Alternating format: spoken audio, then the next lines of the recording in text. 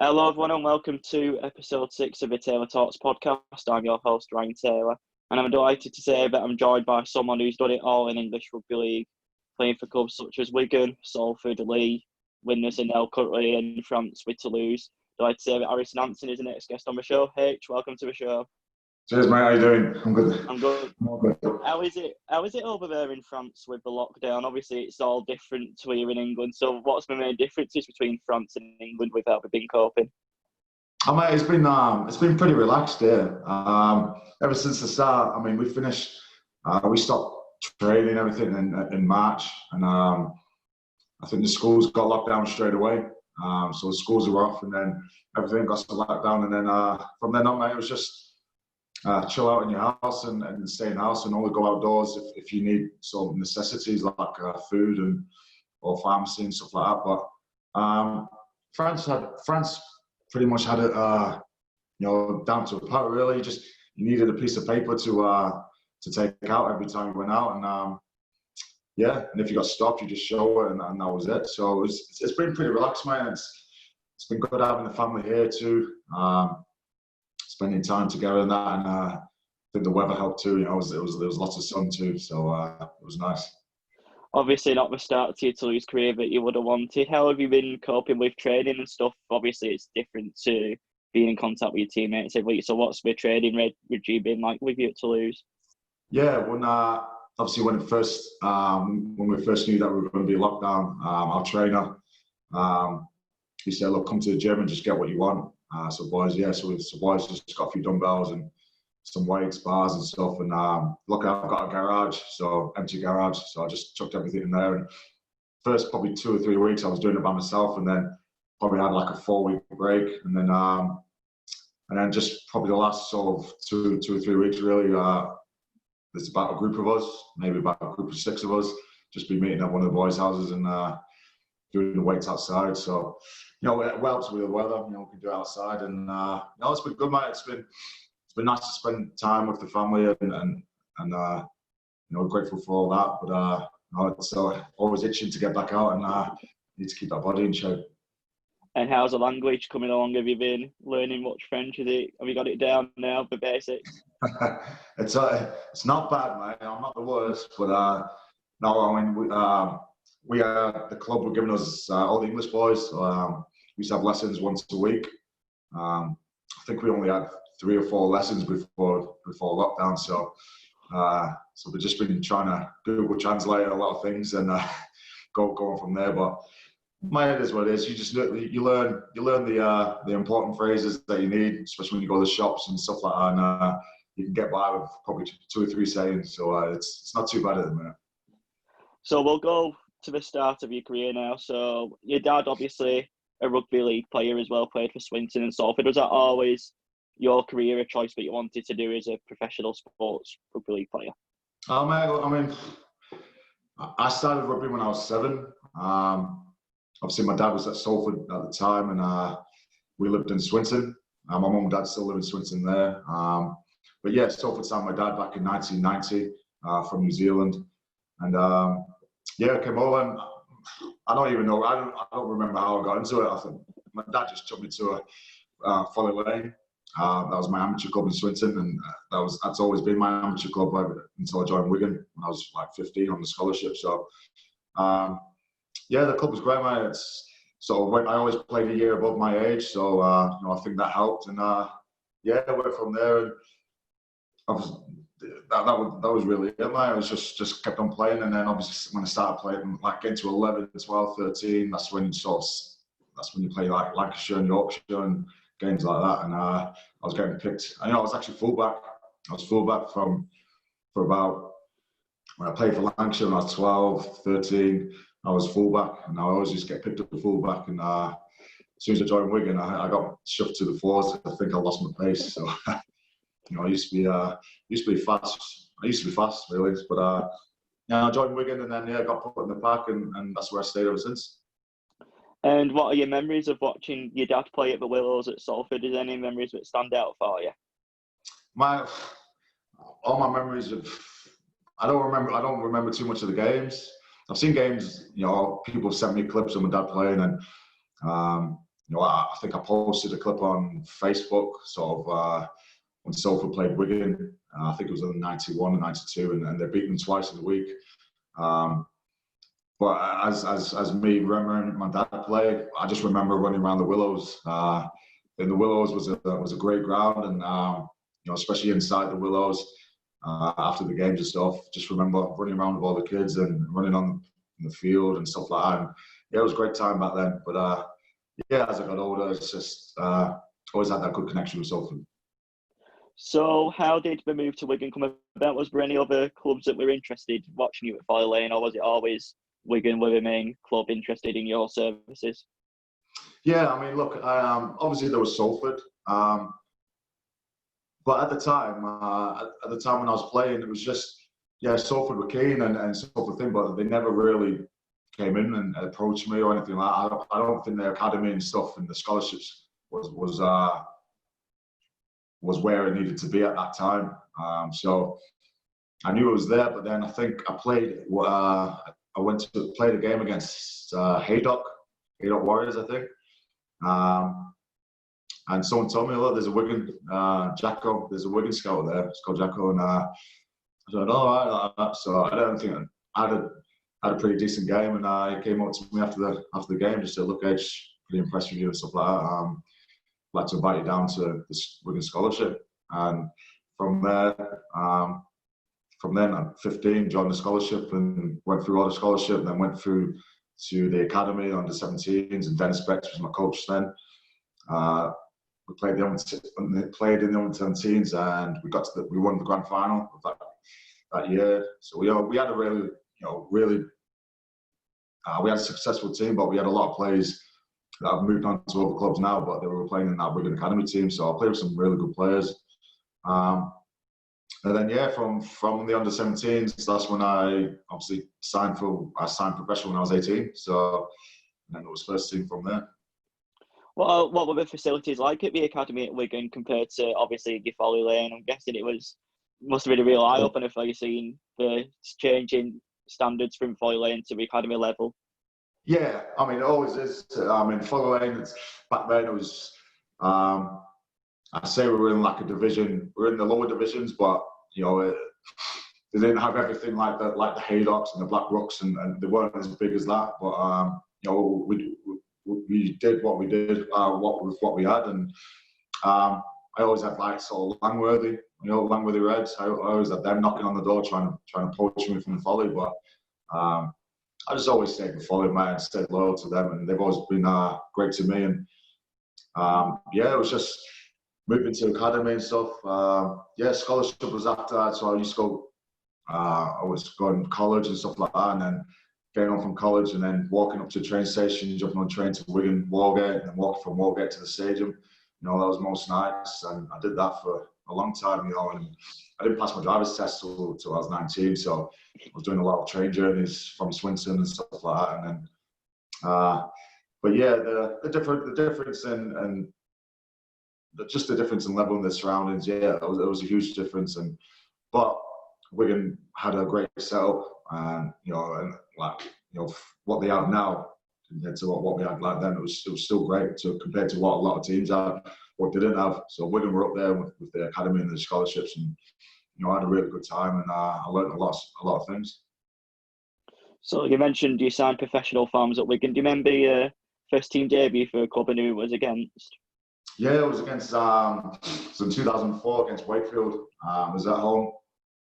I got named on the bench, and I think the first thing, it was Dennis Betts came up to me and just said, look, there's one thing you don't want to do is run around like a headless chicken when you get on, just so I know you want to do everything like that, and just take your time, get into the game. And I remember getting onto the game, and my opposite, Wakefield's back row was opposite me, was Dave Solomona. So that was my first job, trying to tackle him and stop him, which was hard. It was a hard job in itself. So especially when you're 18, first game, and I think the first 5 minutes, I was trying to tackle everything, run, trying to get the ball, and this and the other. And I was absolutely gassed.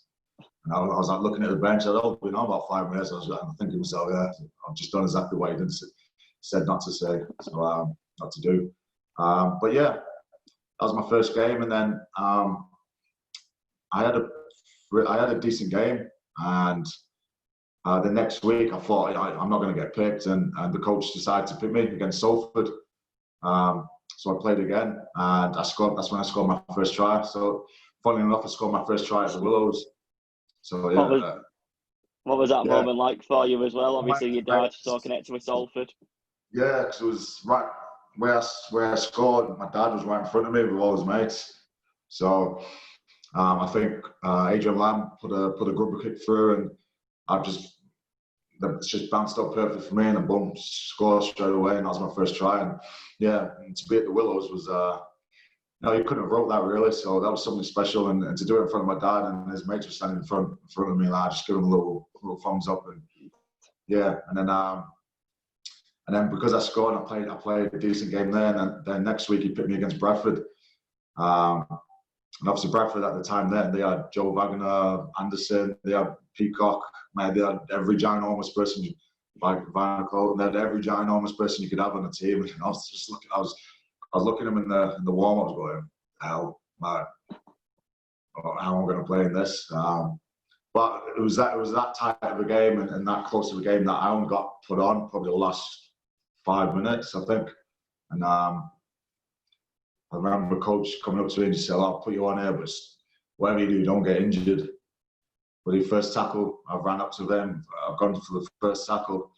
Guys got tackled and his elbow sort of was up in the air, and I flew over the top. I just landed, boom, right on his elbow in my eye. That was me, fucking bust my eye. Couldn't see. Thought I'd knocked my eye out, so got took off, and then I shot my eyeball was out there. So, and that was me. I don't think I played for a while after that. But that was good. Got to ask as well. What's the moments like as an 18-year-old when you're making your mark in first team and you go out, you're warming up, and you're seeing all these sort of big name players, your Vinocolos, your Jamie Peacocks? What was it like warming up, knowing that you'll be playing against them at some point in the game? Yeah, it's. I can't remember the feeling at the time, but I think I just got on with it. I like to think I just got on with it, but yeah, I mean, still now, still now I was playing Super League and playing at Wigan and lining up, but it was still, I was still pinching myself really, because I didn't think of myself to being anyone. I was just a member of the team. I didn't think too much of myself. So when I'm standing next to, Peacock, Morley, all them, I still thought it, like, even when I was playing at Wigan, just, I'm lucky to be here. So obviously when I'm 18, it helped because when I was coming through, I was with the likes of Andy Farrell, Terry O'Connor, Tez Newton, Brett Dallas, Adrian Lamb. I played with all them. So, and I went through full seasons with them and so on throughout the years. Obviously with all the great players that Wigan signed, Trent Barrett, Tommy Lillard, and all them. Just it was good to have quality players around you. I think it really helped my game in itself. And then, obviously, 2004 ends in 2005. It's your first full season being involved with the first team. And I think that's the year that Ian Millwood takes over, isn't it, 2005? What was it like working under Ian compared to previous coaches? Ian Millwood. It was a strange year, a very strange year, obviously. Obviously, what happened, I think it was 2006, yeah. 2005, 2006, the transition, going from Millwood, and he had his own way, he had his unique style of coaching, and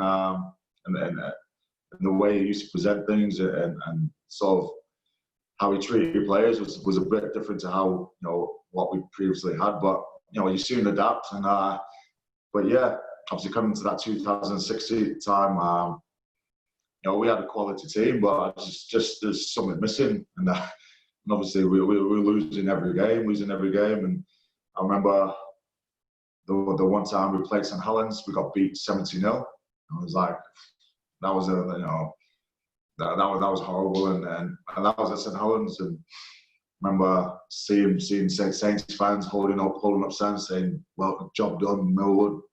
Good job, well done." Because we'd just been smashed, and then next week we had Leeds, and who'd have thought we got beat?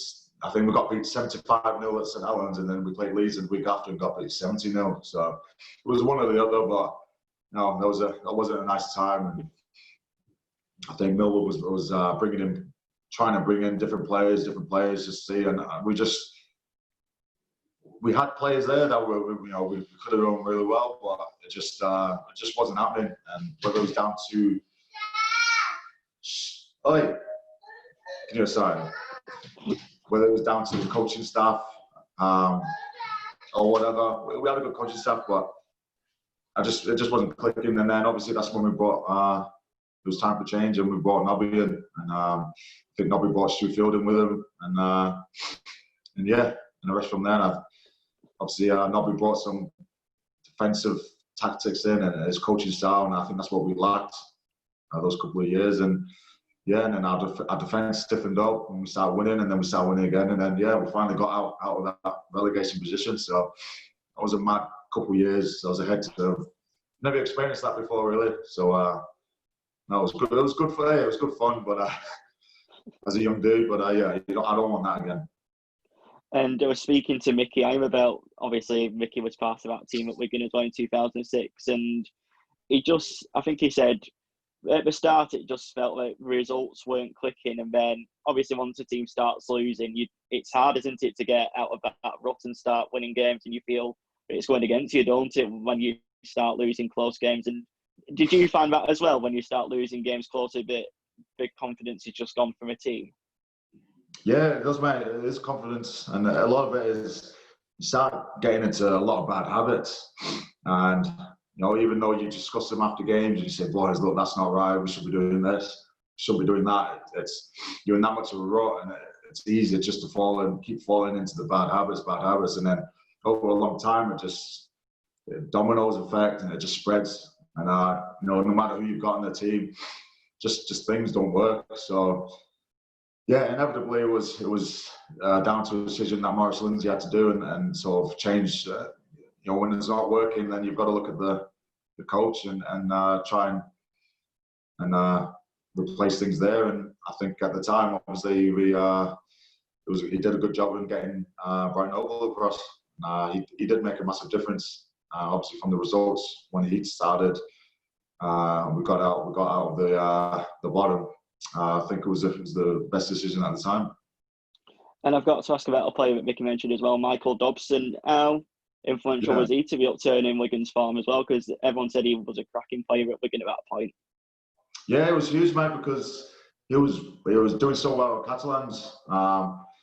Just the games that we watched, he was just his kicking game. His kicking game was unbelievable, and I think we had Dennis Moran and Danny Orr at the time, and Dennis Moran wasn't playing too well, and he was copping a lot of stuff, a lot of bad stuff off the fans, and he felt the pressure. So I think when we had a chance to get Michael Double in. He really changed our attacking play, because he brought his kicking game, which we didn't have a kicking game that year, and just a whole load of he just brought a whole lot of calmness to the team. But he had great hands, and he took control. And I think that's what we've been missing. We didn't have a half who sort of took control of the game and led us around, and he certainly came in and did that. And he was pivotal. It was important to how we changed our season around. I've got to ask you as well, as a young player, what was it like playing in the Good Friday derbies against St Helens, probably the biggest game in the English Rugby League calendar? What was it like to be a part of them games? Yeah, awesome, mate. Unbelievable, really. Especially playing at the DW. But back then, it was great walking out, mate, with a full packed crowd. There's nothing better, really. Those atmospheres, you can't replicate those atmospheres in your sort of normal club games, really. So those big Saints, those derbies, man, was something special, and I managed to be a part of a lot of winning those derbies, and a lot of great memories playing in those games, and especially I remember one game we had. I think it was either 2005 or. Might have been 2005. We just had a load of youngsters in. It was me, Kev Brown, just starting, Wayne Godwin, Chris Mellon. We just had a load of academy team, and yeah, we ended up winning that game against the Netherlands, right? And something special because I was with like 5, 7 guys that I'd come through academy with, and we're all playing in that same team. So, stuff like that, that's what you remember, and it's great memories. And then obviously, I think was it 2011 maybe, when Liam Farrell scored the winning try. Tried right in just before Hooter, mate. I came running in, and was that later. I just dived on top of everyone, mate. I nearly winded myself, but I didn't care. That was the best feeling. Winning those games on the bell. What's the difference in being a Wigan player away at Knowsley Road compared to Langtree Park? Where do you find the difference between the atmosphere at the old ground like Knowsley Road and then the new ground at Saints? Yeah, it's kind of that Knowsley Road was a great stadium. As old as it was, but that's what made it so so good to be there, because the crowd were on top of you. The sheds were small and stuff like that, but those were proper derbies, right? And I remember playing at Knowsley Road, and really tough games, intense games, and yeah, it was special playing there. And obviously, compared to Langtree Park, I mean, they had to change stadiums, no doubt about that. And was the atmosphere the same? No, I don't think it was. But obviously, the Wigan fans brought our the atmosphere. When we packed out with the Wigan fans, they were always singing loud and stuff. So it really helped us be playing in those games. But as a whole, it might have decreased the derby. Yeah, I don't know whether it's just because of the new stadium and it's just a bit wider out. But yeah, there wasn't too much atmosphere like on that Knowsley Road. So then you mentioned then 2006 Wigan do stay up and kick on from there under Brian Noble, a few years of consistency. What were your highlights under your time working with Brian Noble? Oh, mate. Well, mate, I think there's only the biggest highlight really was obviously the Bradford playoff game. I've said it in past to people. I think if you can pick one game that really sticks out, that's that playoff game when we were down 30 points to 6 with about 30 minutes to go. Everyone wrote us off, and rightly so, because we were playing. Bradford were all over us, and but we always had a feeling in our team that we weren't playing well, but we knew if we had that, we just got that slight chance. You would come the time when we were on, and I couldn't believe it in the game myself. When I was playing in that game,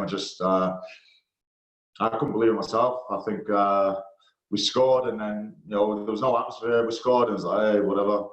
And then we scored again, and then I think I scored, and then that's when the belief started coming up, and we could just tell, because we watched the Bradford boys, and we seen they're just getting their heads down. I think they took Terry Newton off, they took Dave Solomon off beforehand, and then I think that affected them as well. I think they thought they had the game in the hand, game in the bag, sorry, which you would thought at 30 points to 6, but that belief that we had, and obviously Trent Barrett was great in that second half, and just running the show. And yeah, mate, to come away with that game to 31-30, that's always a game that's stuck with me. And I don't think too many people realise the next week we went to Hull FC, KC Stadium, and Hull were playing great as well.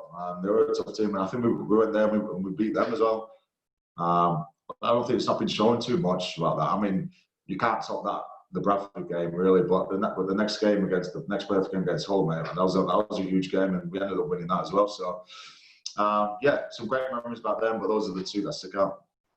And I think a lot of people tend to forget when we look at Bradford now, but Bradford back in the early 2000s to the start of the 2010s were probably one of the most successful teams in Super League, weren't we, at that point? So how special was it to do it against a Bradford team with such quality like that as well?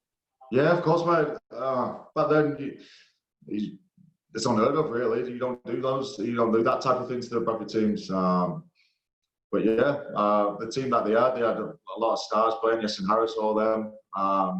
Dave Solomon, as I said. I just had a team full of superstars really, and to do that against them, yeah, that was special. And the fall from grace from there, yeah, I can't put my finger on it. Whether it's the way the club's been run or whatever, but to see where they are now, yeah, it's disappointing because Bradford Bulls should be in Super League, and the success that they had before back in the day, you would have thought they would have carried on, but somehow these things happen, and but that's the state of the game at the minute now, isn't it? It's just it's like we're hanging on by a thread, and just waiting for some new injection or whatever, some new ideas. And I think potential wise, yeah, Super League can get back up there, but there's just things that got to change. Is it sad to see a club like a ground like Oddsall as well now just be completely derelict, not being run in the scene Bradfordshire with Dewsbury? Is that sad to see that ground just fall by the wayside as well? Yeah, it's hard to see. Yeah, it is, because I've had got some great memories at Oddsall, and a lot of great players have played there, and we've had some great games. And to see it just being left there, no, it's not nice, and it just shows. It just shows the state of the game at the minute. I think things need to change, but where do you start from? I don't know. That's up to the RFL. So hopefully things will get back on top, and once all this stuff blows over, then we can concentrate on trying to make this game more appealing. So then, when Brian Noble leaves and Michael Maguire takes over, what was your initial thoughts on Brian Noble departing Wigan? Were you sad to see him go? Yeah, well, no, it's always, it is sad to see coaches go, and Nobby put a lot of time and effort into that. But we were always we were one of those teams that always just didn't go to our full potential, so we never reached it, and there was always a reason why. I don't know. So like with Nobby in 2009, we always got to the playoffs, but then we just get hammered and knocked out straight away. And for a club like Wigan, I think it just wasn't acceptable. So I think obviously Nobby had his time and it didn't work. And then and obviously Lenigan thought we needed a change, and the switch to Michael Maguire. I hadn't heard of Michael Maguire, and I think a lot of us hadn't heard of him, and I think he sort of picked them out from obviously from Melbourne, from that stuff. So I knew how good Melbourne were and what they were doing. So when he did sign, I was like, oh yeah, like wonder what this coach is going to be like. And obviously meeting him and going through it, it was the best decision that Lenigan did or made, because he was just he's one of the best coaches that I've had in my career. I've got a lot of time and a lot of good things to say about Maguire. So what were did he make any subtle differences when he first came in, or was it all wholesale changes from what was under Brian Noble? Did he do it subtly, or did he just straight away scrap it and do it his way? Yeah, man, it was literally scrapped. It literally scrapped not Noble's way, and he brought his techniques, everything, his game, his shift in mindset, whatever. Everything that he put, he brought it brand new. So he brought a new trainer in, and Matt Bicon. We had a few changes in the coaching staff, but team-wise, we only we had the same team. In 2009, from 2009 to 2010, we had the same team. Kept the same team. I think we only brought in Paul Deacon. I think it was Deeks and maybe one other, but we had the same team yet. Yeah, but I remember our first pre-season training session, the first day, was up in Hayall. Obviously, always meet at Hayall, and obviously you knew then you were going to do the Hayall Hills, the big run up the thing, or we were going to run around. But yeah, our first session there, we all met, and then Madge came over to explain what we were going to do, and basically our first session was we had to do 2 3-mile efforts. So you run 3 miles. So I run 3 miles around Hayall, get back, 5 minutes rest, and then go again. And Madge was just you know where Madge was. Madge just kept popping out of the bushes, just going like, come on, let's go. Like, kept pumping you around. You know, some boys got tired, like, just kept popping out. So you're going, oh, better carry on. So, and that, I think it was just a baseline sort of way of what, you know, it was a baseline for him to see, you know, what we were about and, you know, if anyone moaned and stuff like that. But from there, it was all about fitness. And I think he made us into one of the fittest teams in that competition that year. It was the fittest I'd been my whole career. And then obviously he brought the sort of the Melbourne Stone wrestle techniques in, and you know, Super League then it wasn't really emphasised on wrestle. Wrestle wasn't a big thing, wasn't it? So he brought, obviously Melbourne Stone always have been the pinnacle of wrestle and tackle and defence. So he brought that over, and our wrestling sessions were, you know, those were one of the hardest wrestling sessions I've ever done. In my career, we've done wrestling sessions. At 2010, well, with Madge, they were the hardest 1 hour sessions, you know, in training and those weekdays. So, but mate, it helped because it built us into a sort of defensive machine that a lot of teams were afraid of us, you know, when we played, because you know, we got into teams' heads. Just for how ruthless we were and tackling the legs and that. And it really set the benchmark for us that year. And just the way that Madge taught things in sessions, he was really into the finer detail. So like if you didn't run your correct line, you know, there's always reasons why you're running this line and he's running this line, and there's reasons why you should do this, do that. Because this will make the friends do this and do that. So it was really technical. And if you messed up or if you didn't get that line right, it used to bollock you until we got it right. And I think that's why we were so good in our attack, because everyone else knew their job and, you know, what line to run and who to bring in. And it was all thinking. It was really a lot of thinking in our game and thinking correcting and doing the right thing. And from there, and I think that's how it shaped me as a player, because Madge taught me a lot of my game in the second row, and, you know, what's the best line to run, you know, why, if you're going to run that line, who you're going to bring in, and what's going to make, and if you bring that guy in, then it's going to create space for Sam at the back, Sam to do for Sam to either score or pass on. And you know, I'd like to think that that year, that 2010 year, I made Sam's year, really, because of the lines I was doing. So I always say that to him. Yeah, he knows as my line to running was creating the space at the back for him to do what he did best. And how much did knowing team roles and everything kind of help with team spirit as well? Because you knew then what each player was doing. Was it a case of you go out on the pitch, you know what you're doing, and you trust your teammates all the way from minute 1 to minute 80 to do their jobs and bring success like it did to Wigan that year? Yeah, of course, mate. That's what makes a successful team. Just having that belief and trust in your teammates. And I think when you've got full 17 and that you know that if you mess up, your mates.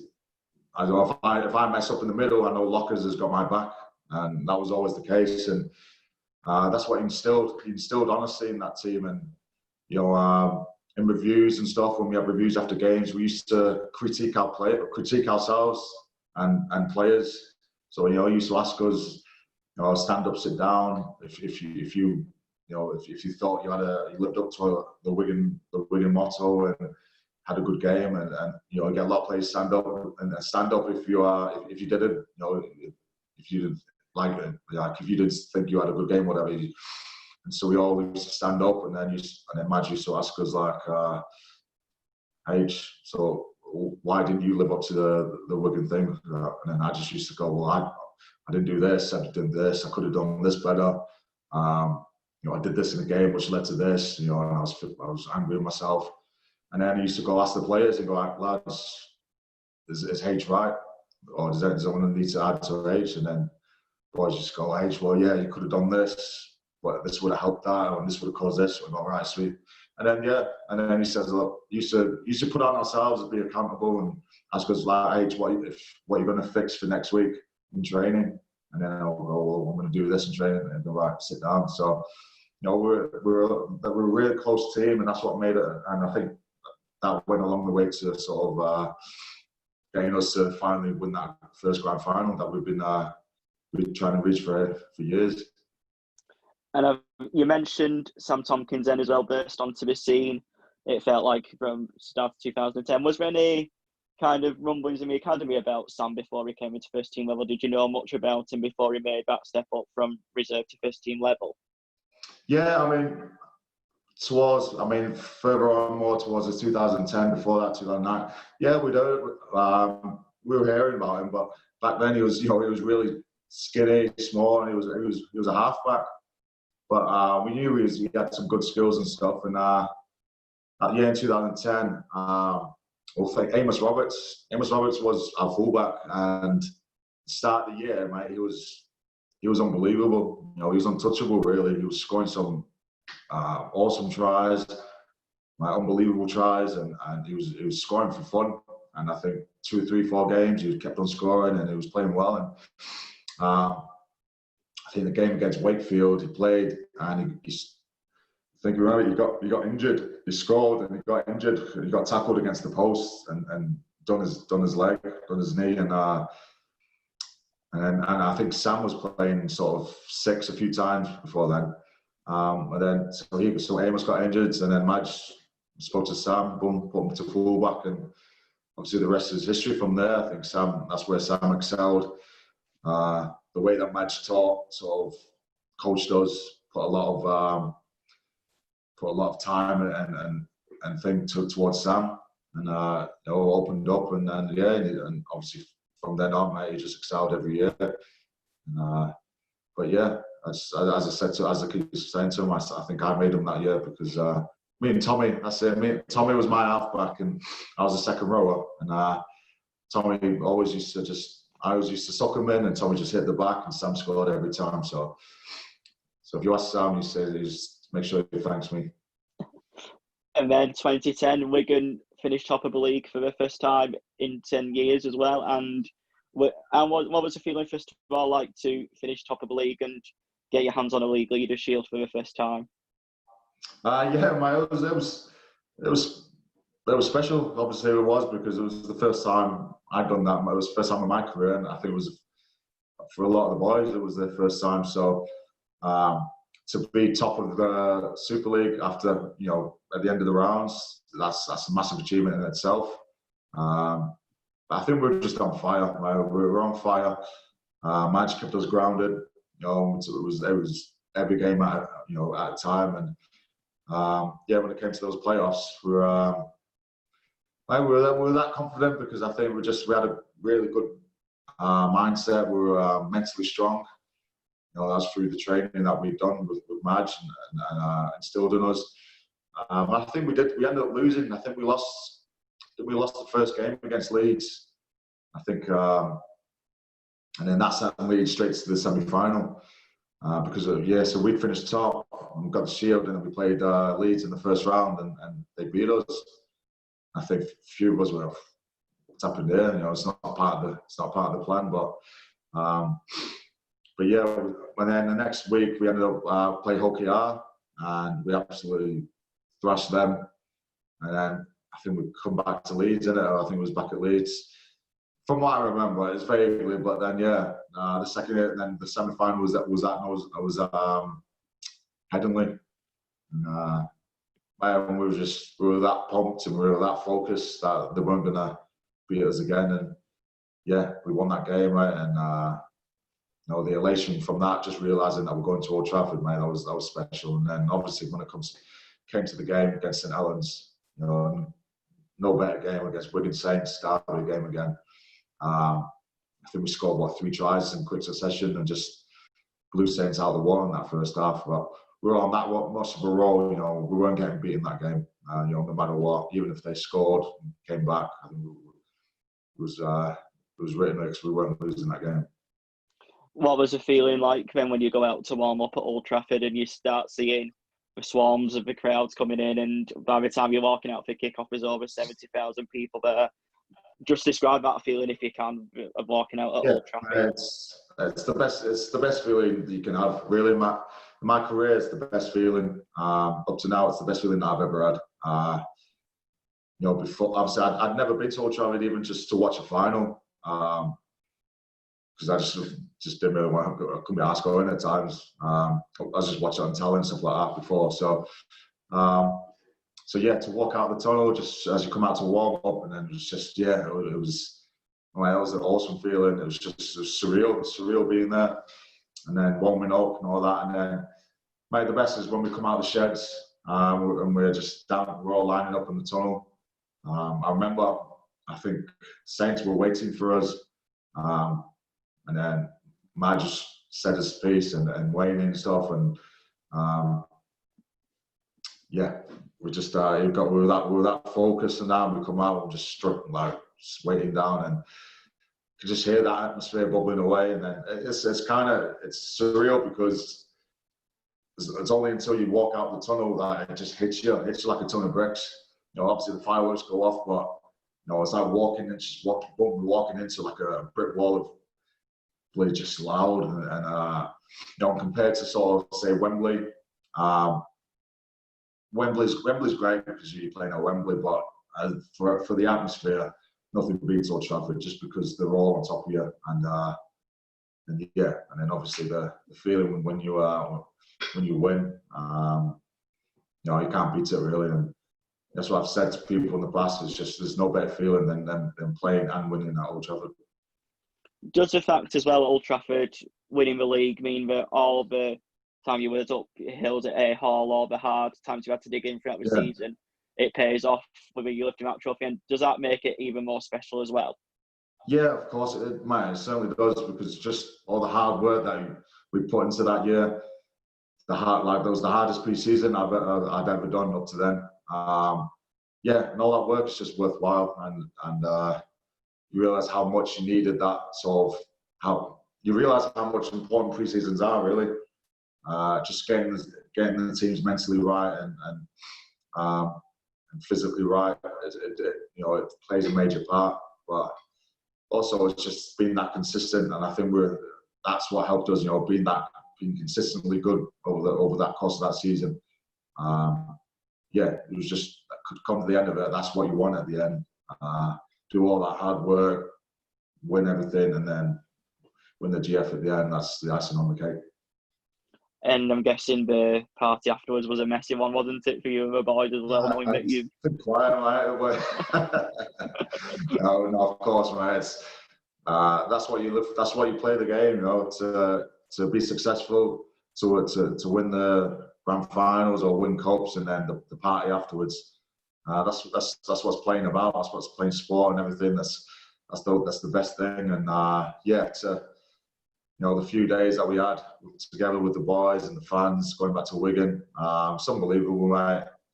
Going to Revolutions in Wigan, we've got a mate, the guy that works there, Chris, the manager. He looked after us. He did a corner, put a rope around the corner, and we had drinks all over the tables, and just being with your teammates. You've worked so hard the whole year. Really need that, and obviously the bonus has been just winning the GF. So yeah, it was a great 2 or 3. It was a great week, a great week celebrations. It was. I've got to ask as well. I know Michael Maguire was coach, but how influential do you think that Sean Wayne was as his assistant as well? Someone who knows Wigan inside out, came up through academy coaching as well to his assistant. Do you think having someone with that knowledge of a club helped Michael Maguire settle in at Wigan? Yeah, of course, mate. I think when Madge came in, the first thing he did was bring Wayne up from the academies up to the first team, up to assistant coach, and it was the best thing. It was the best thing to do, because even though I didn't have Wayne as my coach in the academy, he was like sort of below. So I always missed him. So I had Dennis Betts and then straight to things. So I didn't have Wayne, but I knew of Wayne, and I knew how much of a good speaker and motivationer he is, and just a great guy that he is. Obviously, he used to get sort of Wayne. When we were playing, and I think in 2010, he used to get. I don't think Wayne was his assistant in 2010. I think Wayne became assistant in 2011. Was that right? I think can't so, remember. yeah. Yeah, I think he was part of the coaching, but I think he became assistant in 2011. Yeah, I think he did from 2011. So, but in 2010, just like if we were playing like against Leeds or against St Helens or so, he used to bring Wayne in for our team talk just before we went out, and Wayne would come in, just get us in the huddle, and mate, just you know what Wayne is like, just with his words and stuff, just give us that team talk that we needed, and we're all pumped, like ready for that game, and that's the respect that he had for Wayne, and that's what sort of Wayne brought to the team, obviously back from 2011 and on to when he goes to make first team. He just has a way with you. He's a mate, but when it's time to play, when it's time to think, he's coach, and you have that respect for him. But then off the field, he treats you like he's like your best mate, like your dad. He will do anything for you. So that's the thing that Wayne is good at, is motivating players and instilling. And you want it's someone, him and Madge, they're like coaches that you want to play for. You don't want to let them down. And when you've got that, you've got that sort of strong coach like that, or coaches that you don't want to let down when you play, that's when you've got something special in your team, and that's when you sort of get success. So yeah, there's a lot, and obviously Wayne coming on board and being first team, it was a no-brainer when Madge left, and Wayne was the best guy to take over. In 2011, when you're coming out as champions, obviously every week, then did you find that a lot of teams raised the games more playing against Wigan, knowing that they could possibly be the defending champions? Yeah, of course, man. I think even if we weren't champions, I just think it's just that everyone used to raise the game because it was Wigan, and that's how it's always ever been. But obviously, it puts that added thing on. Obviously, when we're finally champions, so just made games even more intense than what they were. So which was fun. But no, when teams get a lot of success, then you get a lot of people wanting to knock you down. So that just comes with it. But you roll with it, and because we're mentally tough, the way that we trained and how hard we trained, we could all cope with it. And what were your highlights of that season in 2011 as well? As anything that sticks out for you from that year? Well, obviously 2011 was our Challenge Cup, when we won the Challenge Cup against was the first time Leeds, wasn't it? Just that challenge, the Challenge Cup run that we had, because we probably had the hardest run up to the final. We had Saints, we had Warrington, or was it the five first? I think we had Warrington, and then we had Saints. I think we had Hull KR first. We beat Hull KR, and then we played, and then we had Warrington, beat them, and then we had St Helens in the semi-final. And just how well we played, and we were pretty unstoppable in those knockout rounds. And then obviously getting against the final against Leeds, that was massive. And to win that, obviously we had Brett Finch, Jeff Lima, Hoffman. That's when they came over. And they were great players, and they really, all three of them boosted our squad. And we had a great team, and that sticks out really as the Challenge Cup final win. And then obviously when it came to the playoffs for the GF that year, I think we just missed out. It might have been against Leeds. I think Leeds knocked us out, but it was just we won the Challenge Cup, and that was obviously that was the first in my career as well. So that was something special. What was it like then to get your hands on such a famous trophy as the Challenge Cup trophy as well? Guessing that was a special feeling as well as the grand final. Yeah, man, I just couldn't believe it. I couldn't believe it, really. We won the Challenge Cup just because I've never been used to just first time for everything, really. Wasn't used to, I'd never held up obviously done it in the academy and stuff, but it doesn't replicate until doing it professional. So just walking up those Wembley steps and, walking out onto sort of the gantry bit and, just standing there with all my teammates and, it was just, you can't replicate the feelings until you actually experience them yourself, so it's hard to try and tell you really, unless you've done it yourself. But mate, the feeling was the best feeling, and to lift that cup, those are the things that you remember and take with you. So you mentioned obviously Wigan unfortunately missing out on a second successive appearance at Old Trafford, and at the end, Michael Maguire announces he's going back to Australia. I think he's goal managing themselves. Were you all surprised that Madge left the club at that point, or was it always the case of he wanted to go back to his family in Australia? Yeah, it was a surprise. It was a surprise when he announced it, because it was before he announced it at Hokiar, I think. We played Hokiar and we won, and then I think he announced it in the changing rooms, and I think we're all bloody took back. But we had so much respect for Madge, and I still have.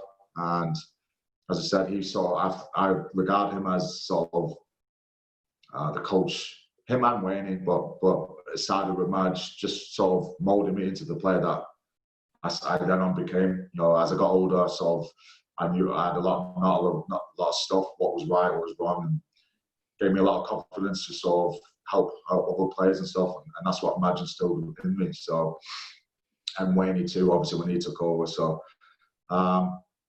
it was a big shock. It was a shock, but it wasn't a surprise, because when you, obviously, with all the success that he was having, I know our clubs are going to, be knocking on the door. Of course they are. Why wouldn't they? So, as much as I would have loved him to stay on, and there was a big reason why I resigned as well. I think I resigned in 2011 because I resigned because I was enjoying it that much with Madge, and I thought he was going to stay on as coach, and then obviously end of that year he goes back. But it was all respect to him, mate, because obviously South wanted him, and that's fair enough, mate. He had success here, and obviously they want success. So and as good a coach he was, he just he knew he was going to get snapped up by somewhere else. So no, mate, fair play to him. He did what he did, and the best guy obviously took over, which was Wayne. And are you not surprised then to see his success he's had since, and he's now head coach of a New Zealand team as well? Is it good to see a coach who you worked under get that success as well back home as well as in England? Yeah, it's great, mate. It's great to see, because he deserved it. He deserved it, Madge. He was a great person, great guy to sort of one-on-one. He was a great people person as well. He knew the right things to say to you, and if you were going off track, he always used to bring you in and get your head straight. So he was great in that respect. And no, I've just got a lot of respect for him, mate. And obviously the success that he's had, you can tell, because we've been coached by him. So you can tell he's obviously doing the same thing in his teams and that, and he's getting success and change the mentality as well. You can see mentality change, especially in the Kiwis with the Aussies and stuff, and you can see a massive difference in how they were and how they are now with Madge. So, but yeah, all credit to him, man, and a lot of respect for him. So you mentioned, man, obviously Wayne is probably the best player to take over. Did Sean Wayne make any subtle differences, or did he just continue all the good work that Michael Maguire did and added his own spin on things? Yeah, he did. Obviously, he continued what the base thing was there that I sort of called. But yeah, he put his spin on it, and he didn't change too much. But the things that he changed were important enough, and he just brought his own enthusiasm and the passion that you see from him. That's what he instilled into us. And in meetings, he could get riled up and he could get angry, but when we used to watch teams and just say previous game that one of the players has cheap shotted one of our boys, then the next time we play, we used to stick him on and then go, this guy, we're going to deal to him and this, that, and the other. And it's just that passion, that is what you want in the team. And when you're getting it off your coach, you're fired up and stuff like that. That's what it brings it out of you as well. And I think that's why we were so successful as well, because we had the sort of the core stuff from Madge, and then from Wayne, he's just sort of excelled at. It's not probably put more into it and stuff like that, put more of his passion into it. It was great. And as as much respect I've got for Madge, I've got a hell of a lot for Wayne too. Both of them two coaches are high regarders, and them two are the best coaches that I've had in my career. So, what was that first season like under Wayne? Would you say it was a transitional year? Obviously, getting away from Michael Maguire until we'll talk about the success of 2013, but was 2012 again just about year of transition from one coach to the other? Yeah, 2012. Yeah, it was a transition. I think.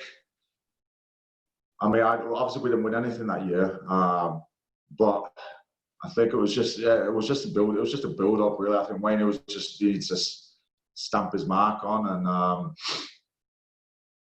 2012 we didn't really do too much, but we kept that strong team. We stuck with everything. I think we fell short. We were unlucky in some games and stuff like that, but obviously it just wasn't meant to be in that 12.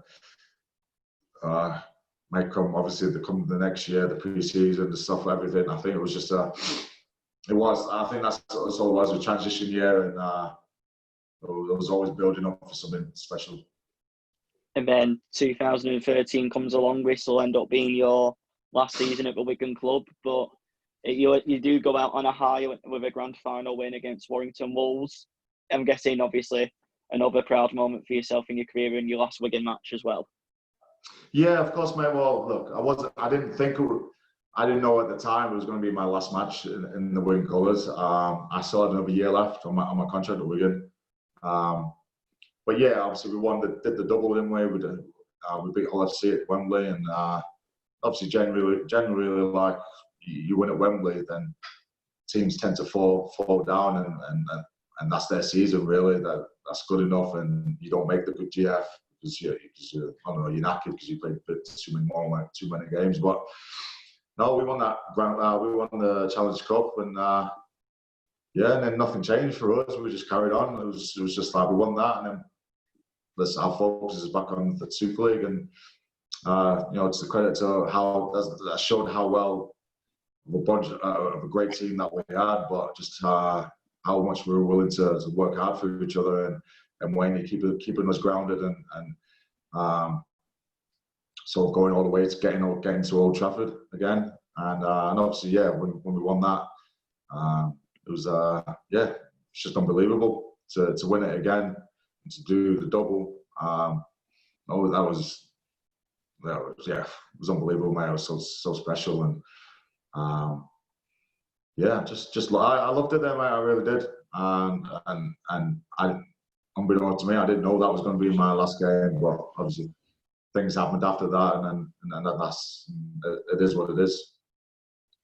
When I was speaking to Mickey as well, I said I'll never forgive you for that 2013 grand final game. When do you think it changed? Well, how did the momentum change from Warrington to Wigan so quickly in that match? What's that?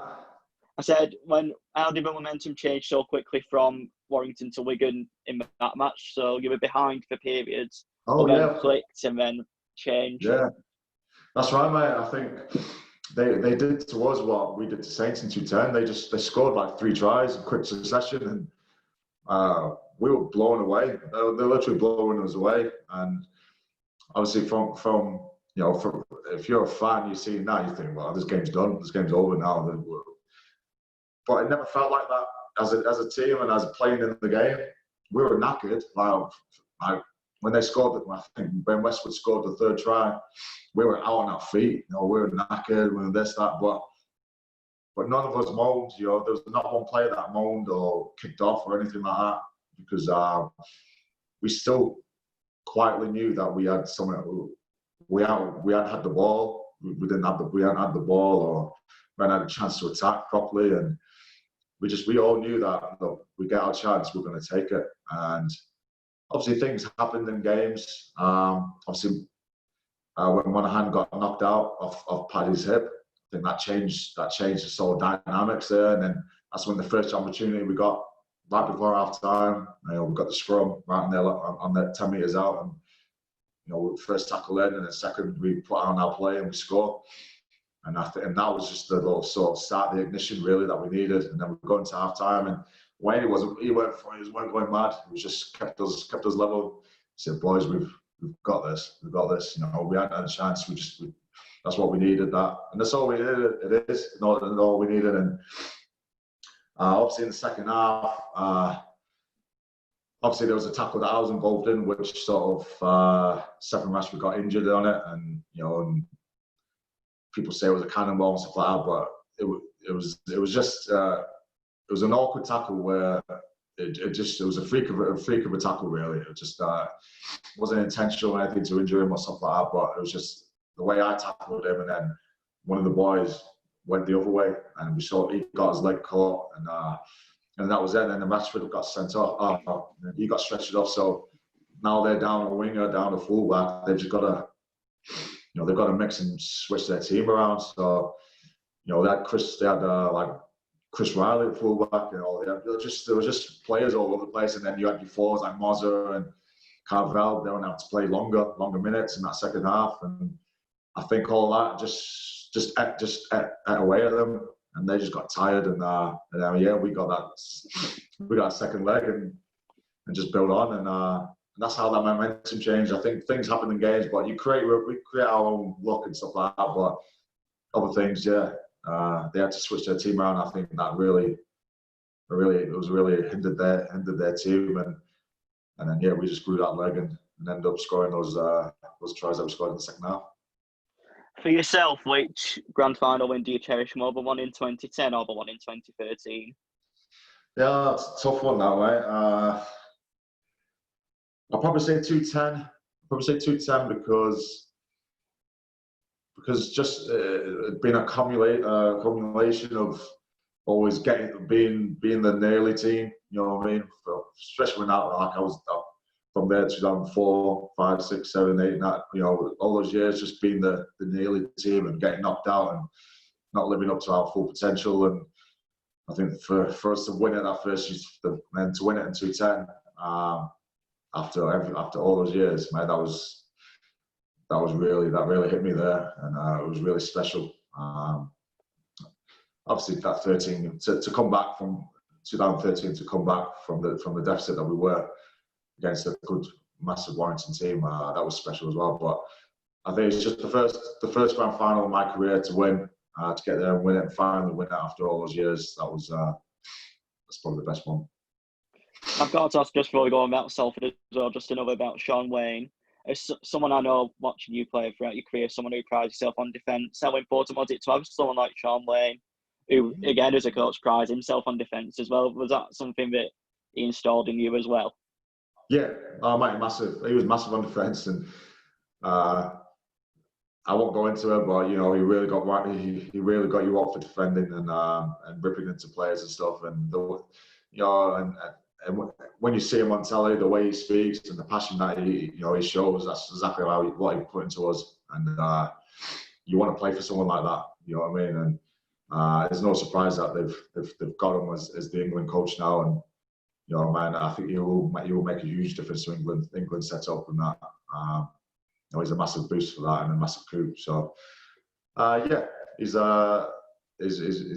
very passionate, Wayne, and he's great bloke for it. So you mentioned then, you said you didn't think it would be you last year at Wigan. You've signed another contract for a year, but turns out it doesn't. You go to your dad's old ground at Salford, old club at Salford. Yeah. How did all that move come about? When did you first hear of Salford's interest, and why did you decide to make that move? Well, I had the World Cup. The World Cup was at the end of 2013. I'd just been made captain of Samoa,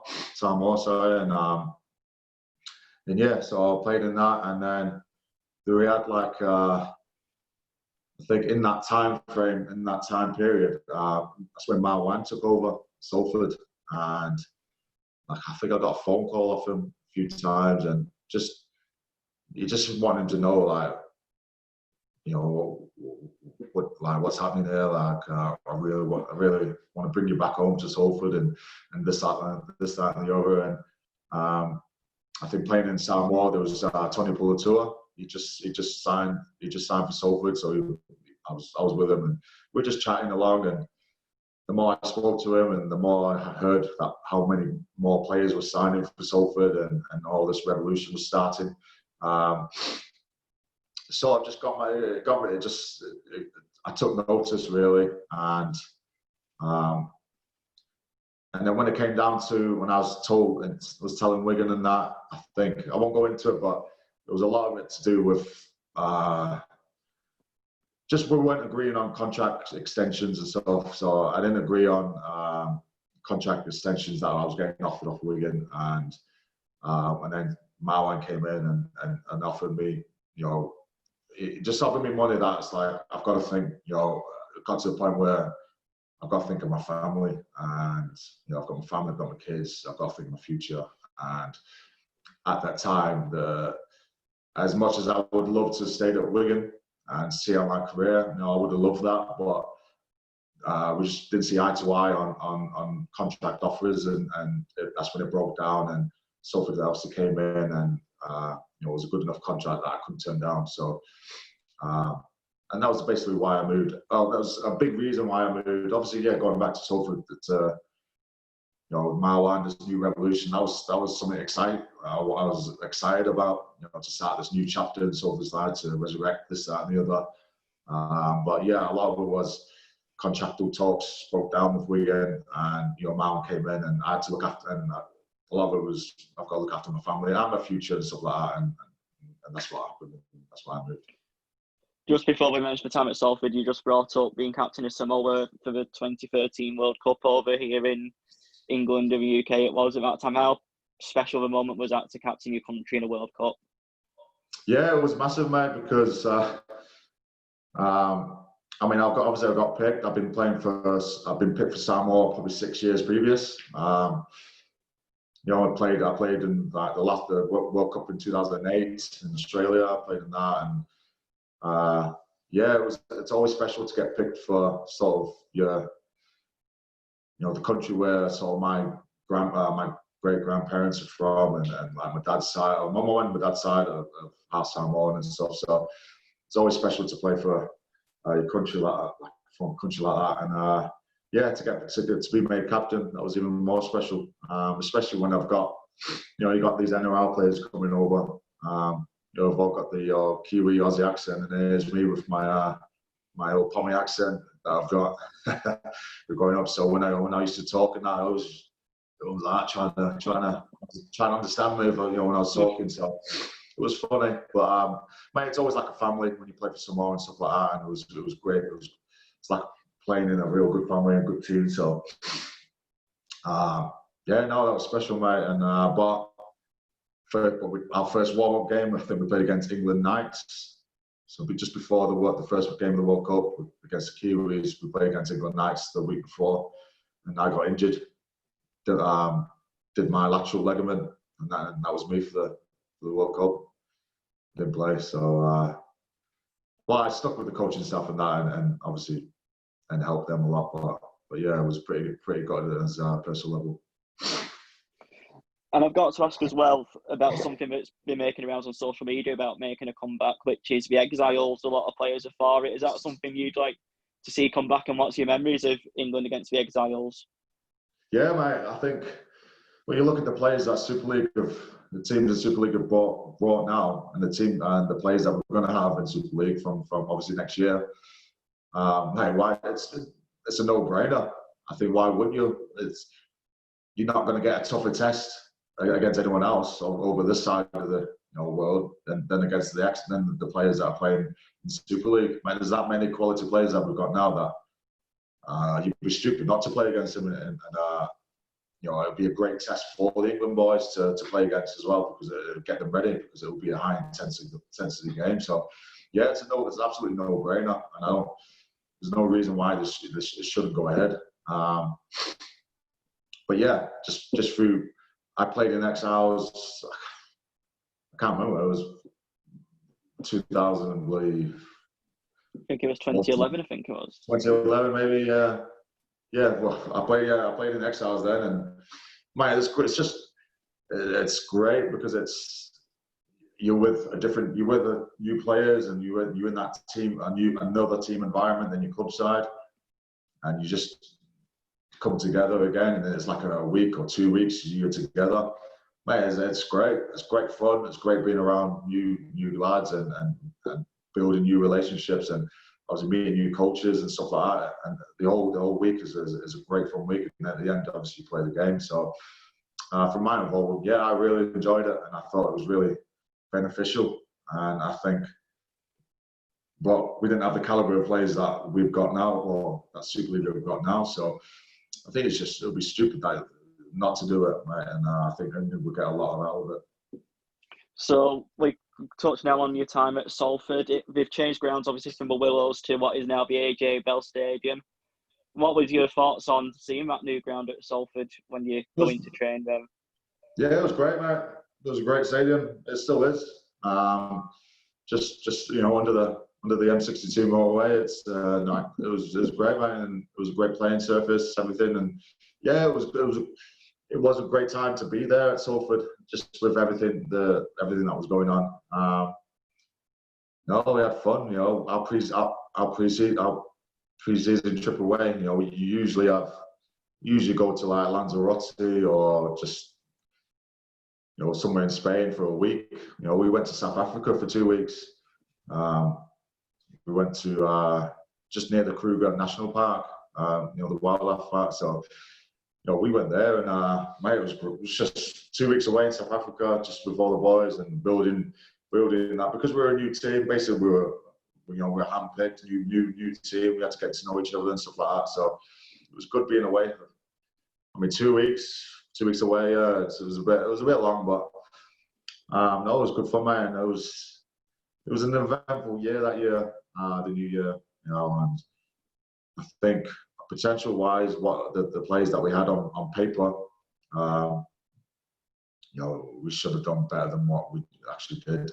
And yeah, it was just a live and learn year that year, really. And I've got to ask as well, what's it like with Marwan Kukasha? We've all seen the stories of his social media and stuff. What's he like in person to deal with? Yeah, well, he's a character, mate. He's a true character of the game.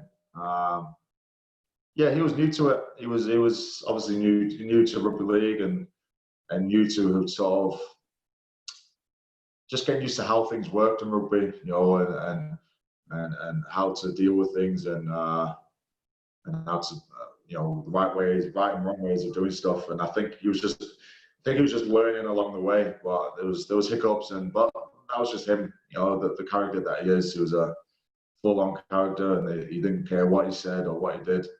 And in a way, it is a great way to be. But I think when you're trying to sort of build a team and build that successful team, it's probably not the best sort of way to go to do it. But that's what I mean. It was a live and learn from him, and I think the next year he learned a lot from the first year of his thing, and so on. What was your thoughts as well on Salford being rebranded from the City Reds to the Red Devils as well? Do you think maybe we was looking at maybe Manchester United not far down the road and trying to get a familiar name like that into the Salford branch? Oh, mate, I never liked Salford City Reds, so it was just I never personally liked them myself. I think there's Salford City Reds just really, but Salford Red Devils, yeah, mate, because that's when my dad played. When my dad played Salford Red Devils, and back then Salford had a great team back in the 90s, early 90s, and everyone knew Salford as Salford Red Devils. So I think it was the right way forward to change back to Salford Red Devils, and yeah, it was good, especially when we got the Red Devils on the shirt. Yeah, it was special. Just unfortunate that we didn't sort of live up to the expectation, really. So looking at Salford, obviously you mentioned, Ben, when you look at the teams on paper that Marwan put together over the years, you've got yourselves, Adrian Morley joined Rangi Chase from Castleford, all these star coach players, Corey Patterson joined Rennie Matthew at points. Well, yeah. Why do you think it never clicked for Salford during that time period? Good question, mate. It's a really good question. Exactly, we had. Hold on, let me just start this. Yeah, we had the team on paper. Of course, we did. I don't know whether you put it down to coaching or whether you put it down to camaraderie. I don't know. I couldn't put my finger on it, mate. And in the end, it sort of came down to Marwan sort of having to get a new coach in, because that's what you do if things are not working on the field, and you give it time, and it's just not changing. Then you've got to have a new coach and stuff. But it was just a roller coaster year. 2 years of that, my career, 2 years time that Salford was just a roller coaster time there, and I don't regret the move. I don't regret anything. Everything I've done in my career, there's no regrets, because in hindsight, I wish I could have stayed at Wigan. I wish I could have stayed at Wigan and sting them, and be there. Like Liam Farrell and some of the Wigan boys lockers. But I did what I did, and my career's gone where it took the different path that it did. And everything happens for reasons. That's what I think. Everything happens for reasons, and stuff can be. It can be about money, it can be about more money, or it can be about happiness. And I got to a stage where I left for sort of money-wise, but then I come to realise it's been about I'd rather be happy, be in a happy environment, and enjoying my rugby. And in between that Salford time and moving to sort of LA time, I wasn't in a happy place. And that's when you come to realise money's there, but then it's more about happiness. So those 2 years at Salford were. I don't regret it, but it was an eye opener, really. It was a roller coaster ride. It was great to be a part of, but after that second year, I wasn't in the right headspace, and I need to get out of them. I've got to ask you as well, I've spoken to people on the Leigh side of things about this, but 2015 Challenge Cup game at LSV, and all the attention was about Gareth Fock that day, wasn't it? Obviously, he'd just been banned. He joins Leigh in his first game, ironically, is against Salford, which Marwan Kukash was trying to stop. As someone on the Salford side of things, what was your thoughts on the whole Gareth Fock debacle from Salford to Leigh? I didn't have I weren't bothered slightest. For players wise, it doesn't affect us. You know what I mean? That was all Derek and Marwan and the whole thing of that. Us just there, but for us players, I think we're strong enough to not let stuff like that, get to us really. And I know Gaz. Gaz is one of my best mates, and obviously I came through Wigan with him and stuff like that. I've got a lot of time for Gaz. He's a great guy. Obviously, what he gets labelled and how he gets perceived is something else. But to know Gaz, if you know him well, he's one of those guys who would do anything for you. So he's a great guy. But yeah, it didn't matter to us. We weren't bothered one bit, but I think it fired up Leigh, and I think it did the opposite to us. So it fired Leigh up, and it didn't fire us up. And I think that showed, and obviously Leigh beat us in that game, and it was just. But that was it, and that was our tale of our season, really. That game. I've got to ask as well. Do you have any highlights? Is there anything that stands out from your time at Salford? Any games, any tries, or anything that stand out in your memory from your time at Salford? Yeah, look, as much as it didn't work out there at Salford, I still had a great time. Still, as I said, it was a roller coaster. It was a roller coaster of emotions and all that and the other. Just being a part of those 2 years there. But I think when we played Wigan, one time. I can't remember. It was one of the 2 years. It was 1 year, whatever. We beat Wigan. It was at AJ Brown, and I remember we scored. I think we scored the last try, so to really take it away from, so they couldn't come back. And I was just elated, jumping, high fiving, everything. As much as I love Wigan, it differentiates. It doesn't stop me the fact that if we beat Wigan, I'm not going to go and just somewhere about it. I was jumping up. So I was that happy because we just beat Wigan, and there was nothing to do with I've just beat my old side. It was just we beat Wigan like that.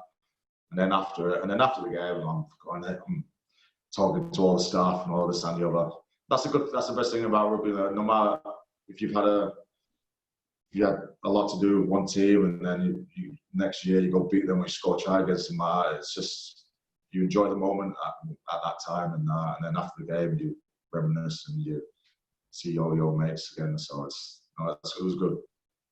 So you mentioned then you decided to leave Salford after 2 years, and you probably surprised a few people by dropping down the league to the Championship to join Leigh Centurions and Derek Beaumont at that time. Was there any other clubs in Super League maybe interested in you, and if so, why did you decide to join Leigh?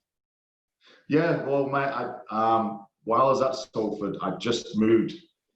We just bought like my family house in Leigh, in Pennington, because I was living in Wigan, and me travelling from Wigan to Salford down the M61, mate, it was a nightmare, and down the East Lancs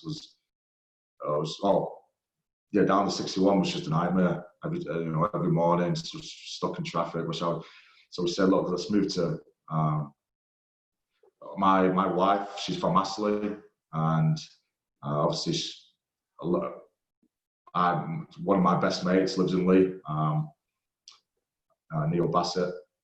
He's one of my best mates, and he was one of the sponsors of Leigh as well. He used to sponsor Leigh, so. Yeah, we just moved there, and then I was going from Leigh to Salford, so that was a bit better than that. And then, obviously, when I left Salford, it wasn't expected, but I think I had it was like Huddersfield, maybe Hull, one of the Hull teams, or if not both.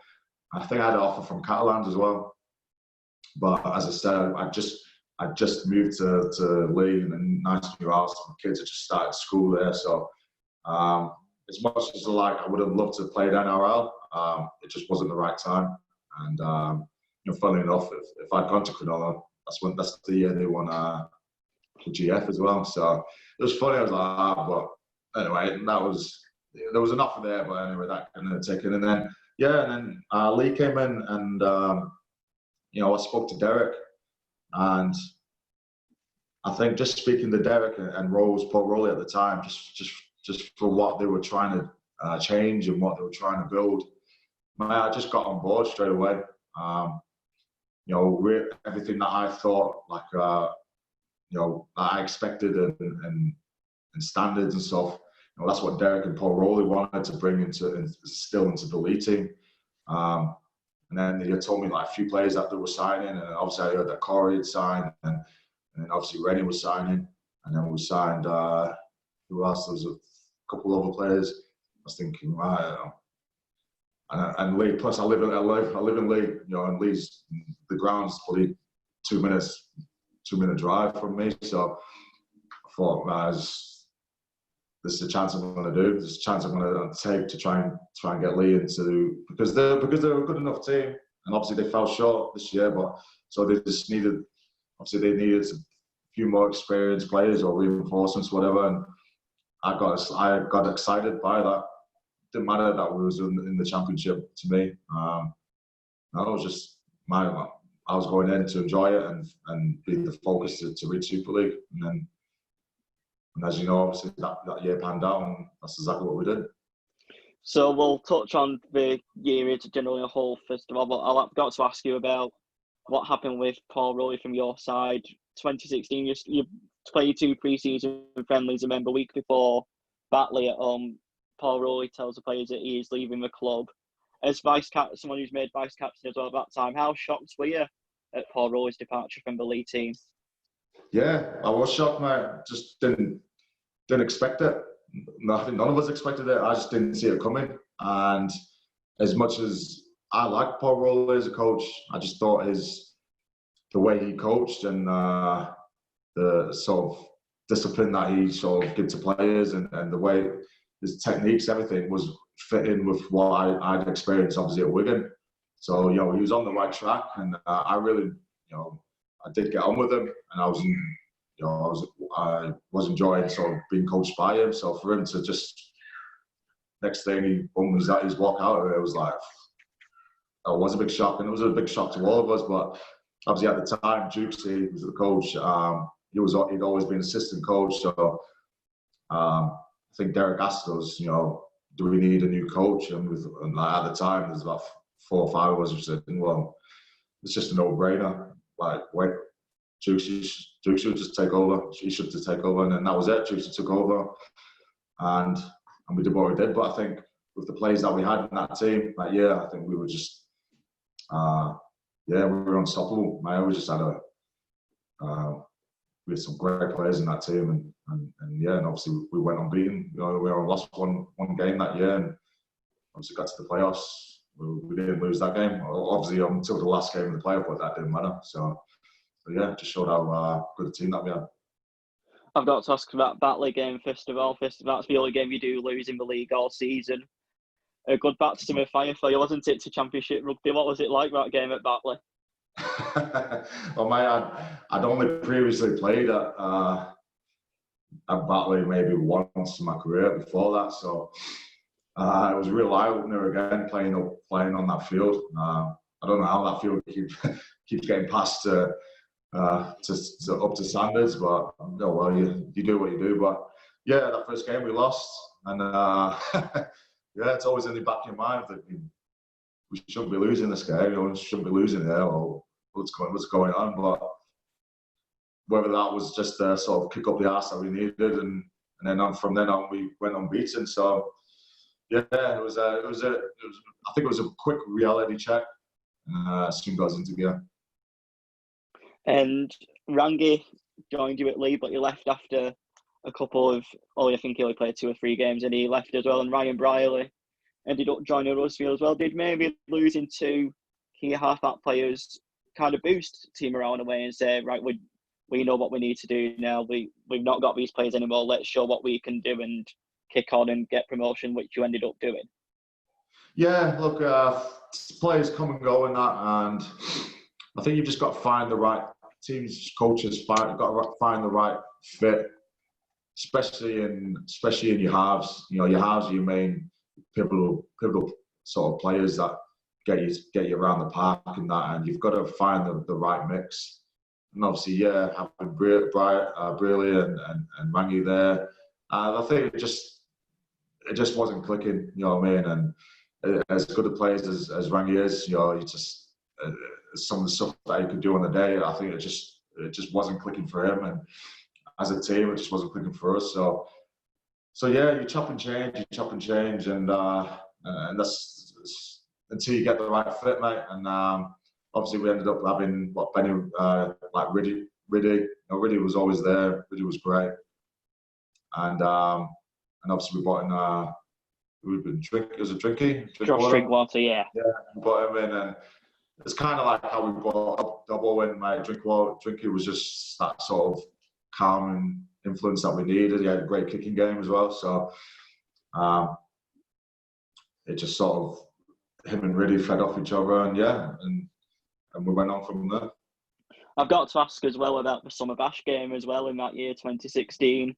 Against one of your old clubs, Bradford, again, creating some more memories against Bradford. What was that moment like when Mickey touches down in front of the Leigh fans in the last minute to win that game? It was bloody relief, man. It was just a relief. Because, that whole game, we didn't play well. We were just, Bradford were on top of us. And I, personally, myself, I was having a bad game. I went enjoy my game. So, it was a relief. Went put that kick through and he scores. And they gave it the try. I was just like, we all charged into it, especially in front of the Leigh fans. That made it even better. Yeah, it was a great game to be a part of. Obviously, wasn't great up until that point, but then to come away and steal the win, that was special. And you mentioned then about how Leigh were kicking on and everything. Do you draw comparisons to the Leigh team of 2016 and the Wigan team of 2010, or was just relentless, non-stop momentum to achieving a goal at the end? Yeah, I do, mate. I do. I think we just had a roll, man. When you're on a roll, you just know it. You just know it. It's just anything. Things are coming off. Plays. You play. You practice. We're practicing plays and making up plays in training and putting them into games, and we were scoring off them. Just one-off plays. They weren't like sort of structured plays. They were just like in training, we'd make up let's do this, you do that. And we did it. We used to put them on, and credit to Juicy. Like Juicy let us do that. Juicy just let us play, and that's what we did, and we were enjoying our rugby. I think when you're enjoying your rugby, you're getting a lot of confidence, and when all your players are all, you know, that they're on the same page as you, it becomes easy, and it became like a good habit, and that's what it was. I think it was just good habits, week to week to week to week, and that's what eventually, when we came down to the playoffs, it didn't matter whether it was a Super League team or not or whatever. We weren't losing those games, and I think it showed when we played obviously Hull KR, we beat them. Then we played Salford, we beat them. Then we played Huddersfield, and we thrashed them. Even though they came back, but then we'd done enough in that game to sort of seal promotion. So I've got to ask first of all, the Salford game at home, how special of a feeling was that? Obviously, you left Salford the year before. How special of a feeling was it claiming that win at LSV to kick Leon in the middle eight? Yeah, it was special, mate. Look, there's no hard feelings down at Salford, whatever. Like, none of that. It wasn't a case of that. It was just a case of we just beat Salford, Super League team. That's who we needed to beat.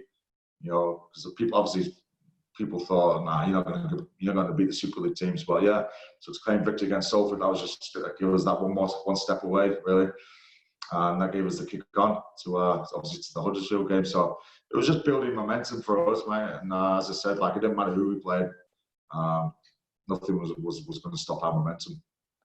How special was that afternoon at Hull KR as well? Obviously, we've seen all the pictures of the players in front of the fans, which still holds a lot of memories to Leigh fans. But as a player involved in that day, how special was that, especially away as well, with such a tough ground to go to as Hull KR? Yeah, it was tough ground, man. It was chucking it down with rain. You know, it was an awful day of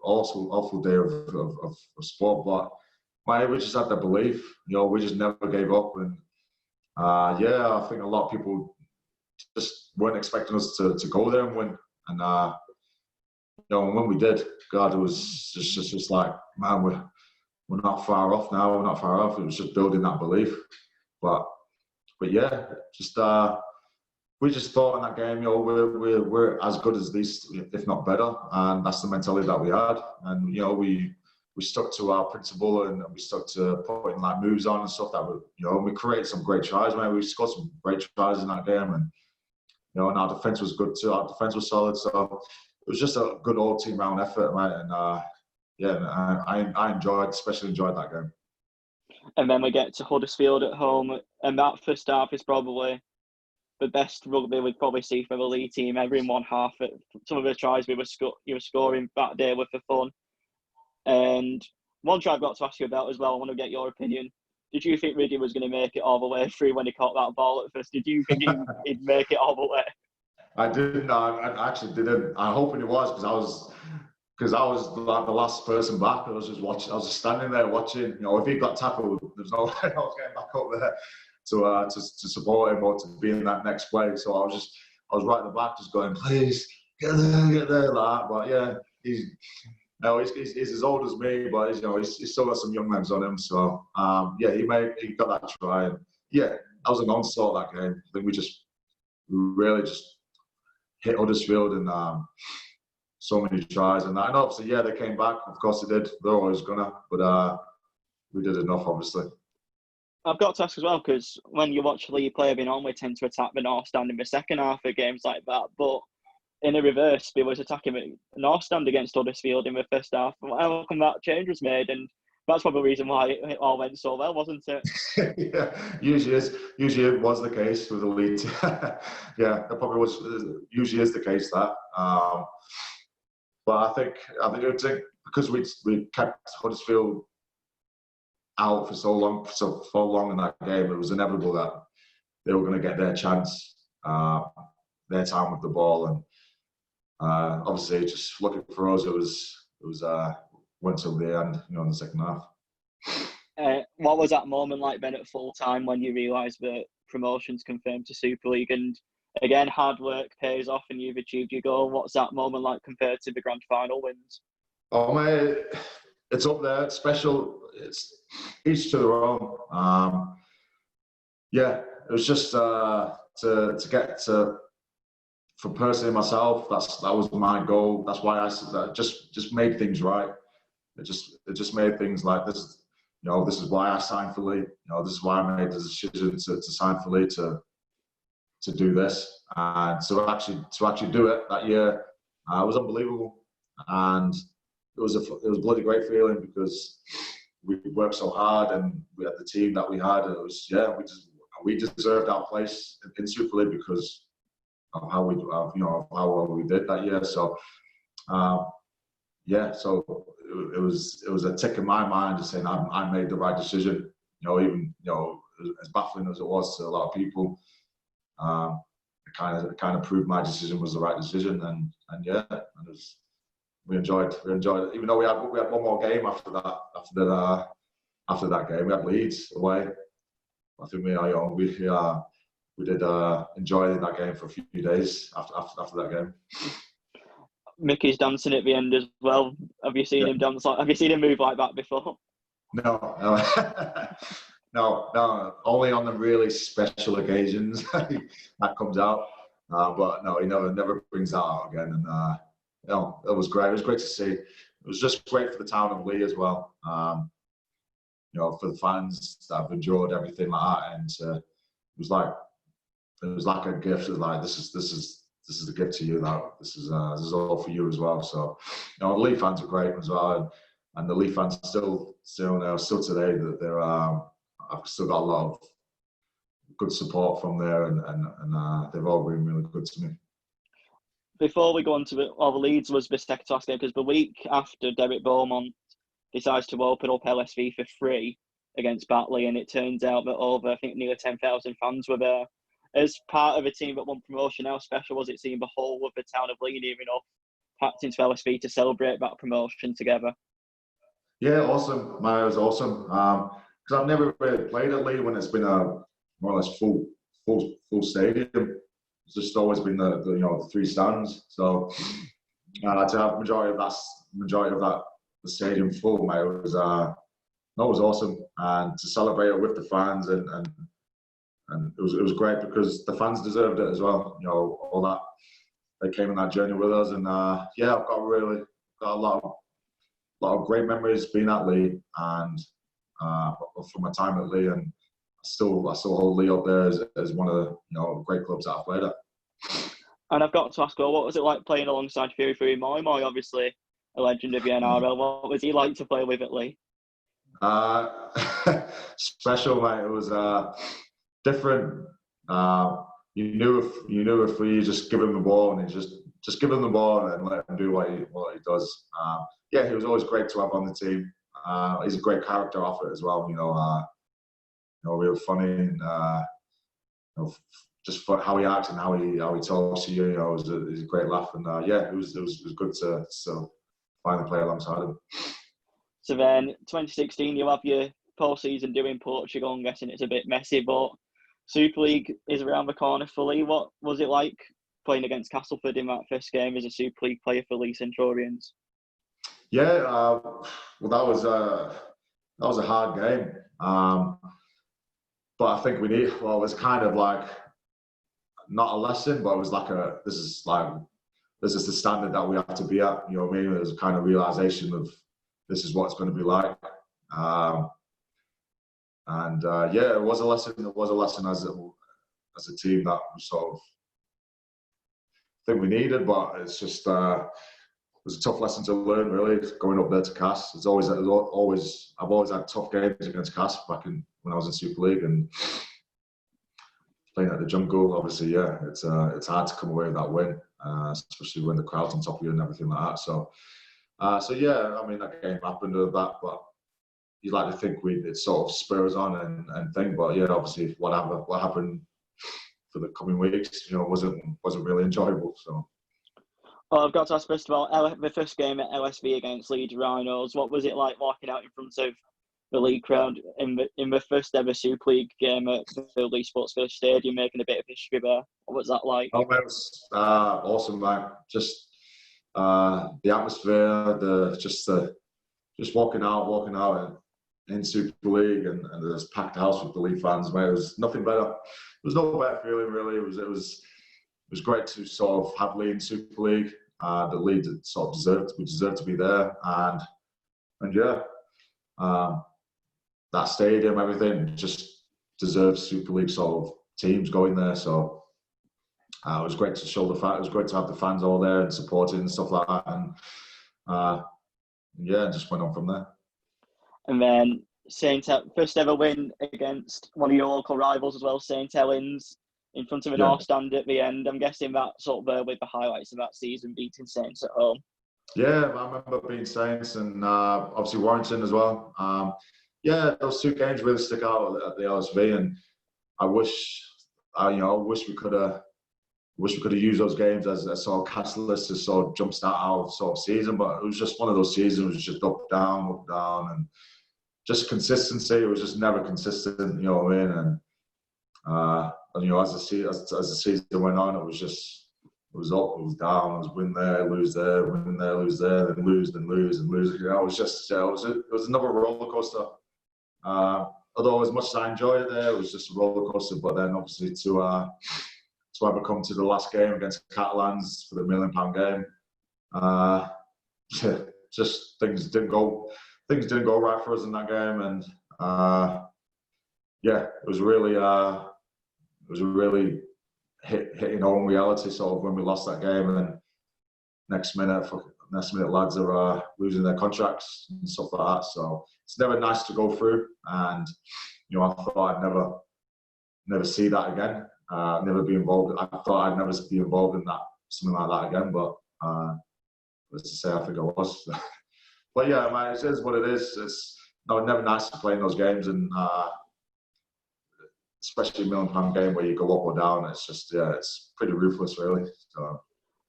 I mean, one other game we'll touch on as well before we go on to £1 million game in just a bit more detail is something that's been making around to social media this week because it's the 3-year anniversary. It's when Leigh put 50 past Wigan at LSV in a game which you scored as well. And for Leigh fans as well, it's the first time we beat Wigan since 1981 in a league game.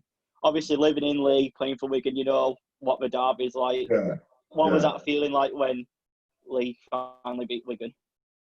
Yeah, mate. I think for Leigh as a town and as us as players, for us to beat Wigan, I think it was huge, and just how many points we did put past them, where we played, give them a good rollicking, and again, mate, I enjoyed that whole game, and I enjoyed getting one over. But not because it was my former team, it's just because it was just Wigan and the league Wigan. I knew the rival, but I mean, obviously, Wigan players probably they wouldn't be too really bothered about it.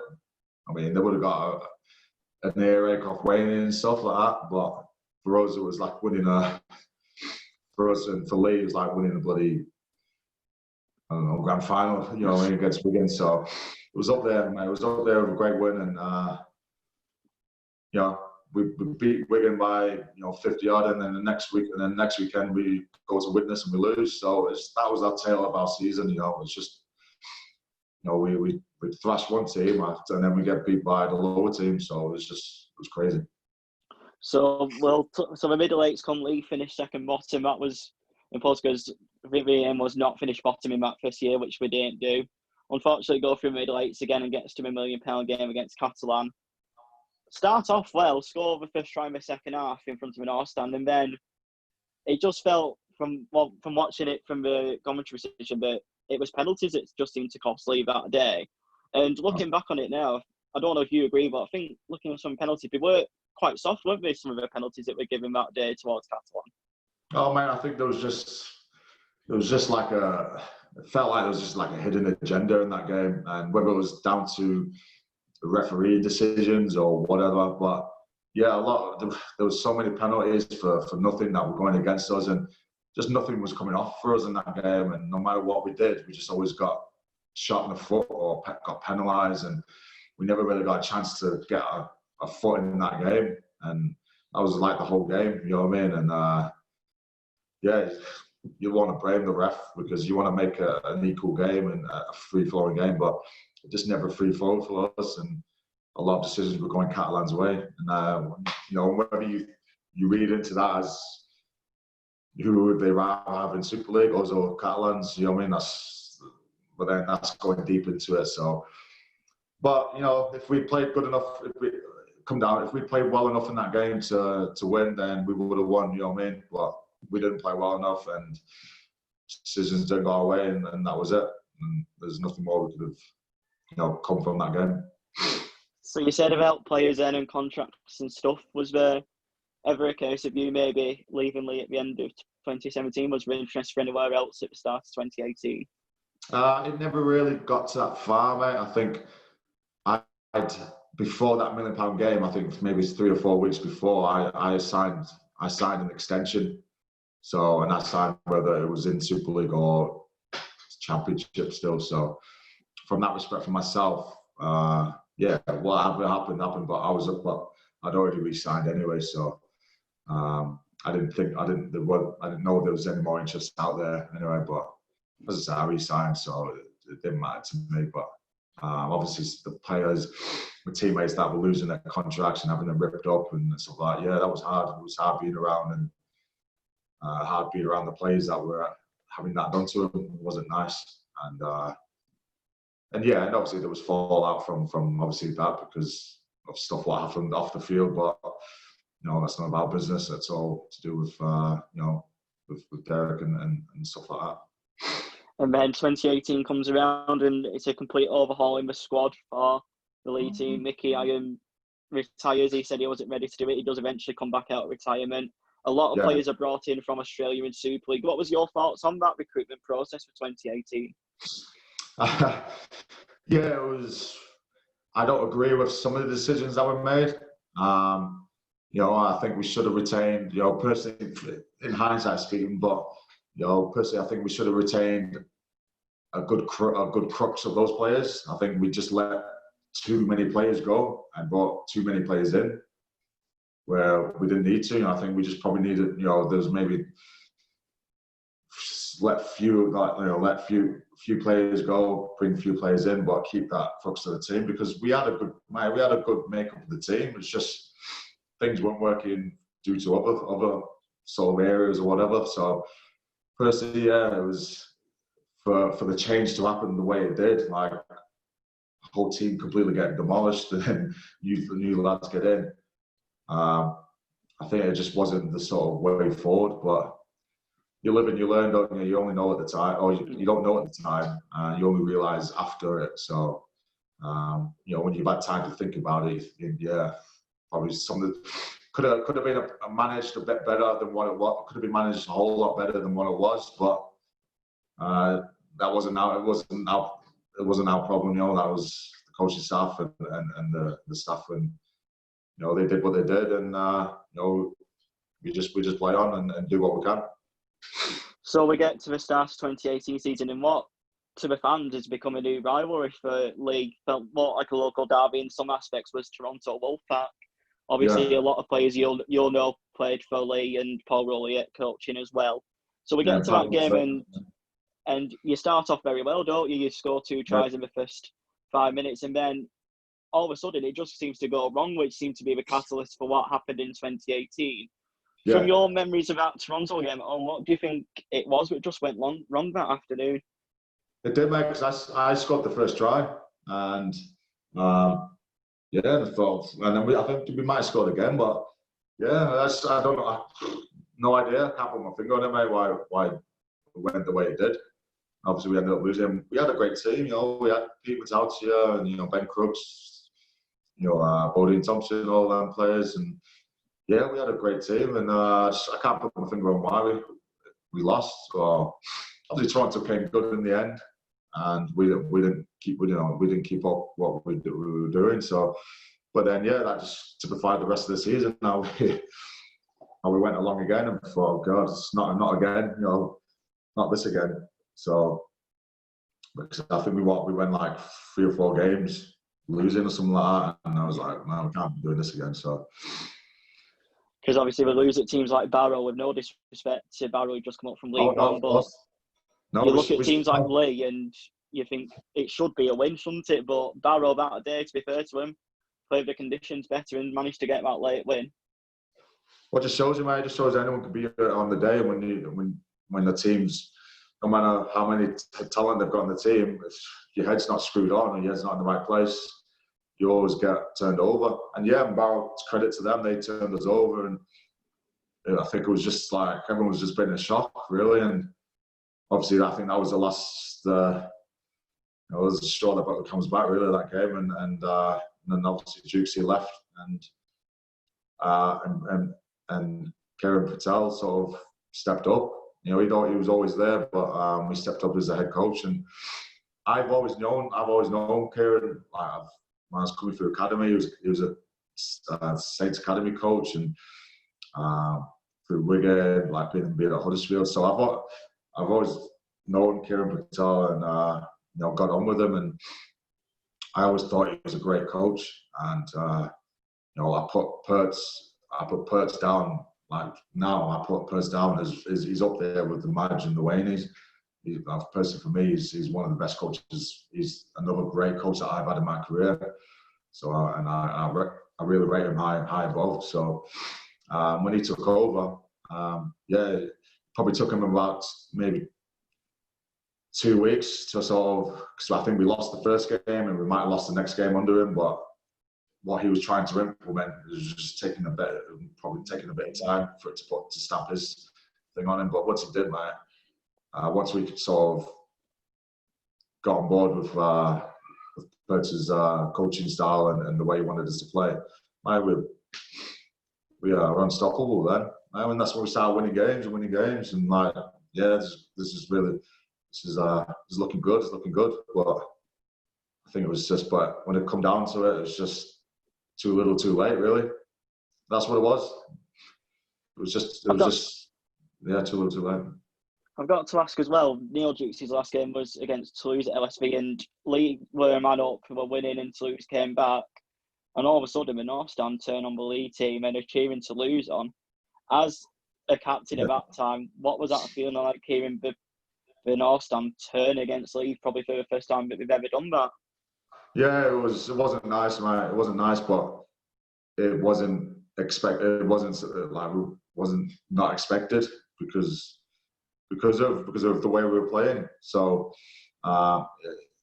it's nice. It wasn't nice, but we expected it because we deserved it, and rightly so, we deserved it. And things needed to change. Something had to change, and something had to give. And obviously, it was Juicy had to be let go, and something else had to be brought in. But the way the season panned out, and the way how quickly we just changed and we started winning under Pertz, I think in hindsight, if maybe the decision would have been made a bit earlier in the season, then maybe we wouldn't have lost to those easy games that we should have won. So who knows? It was you never know because it happened the way it did. But when it came down to it, it was like we're one game away from getting into that, one win away from getting into that top 8. So if we just clawed some game back previously or whatever, but it is what it is, man. Things happen, and and obviously, unfortunately, us not making that top 8 sort of was the downfall of me and then a lot of the rest of the players. I mean, we'll touch on that. We'll get to that game shortly. But there's one game I think that did turn around the fortunes, and it was the Challenge Cup. And it was that game away at Batley, them conditions that day at Mount Pleasant. You drove down and you could see the snow all on the motorway as you're driving down. You get to the ground and they shut the stand where they normally have fans in because of the snow that afternoon, I seem to remember. And I remember you boys were all training on a little bit of car park, went at the side of the car park and outside the ground with all the fans watching. And I think it was all because Batley wanted the game on, because we thought, Leigh are in trouble here, we think we can beat them.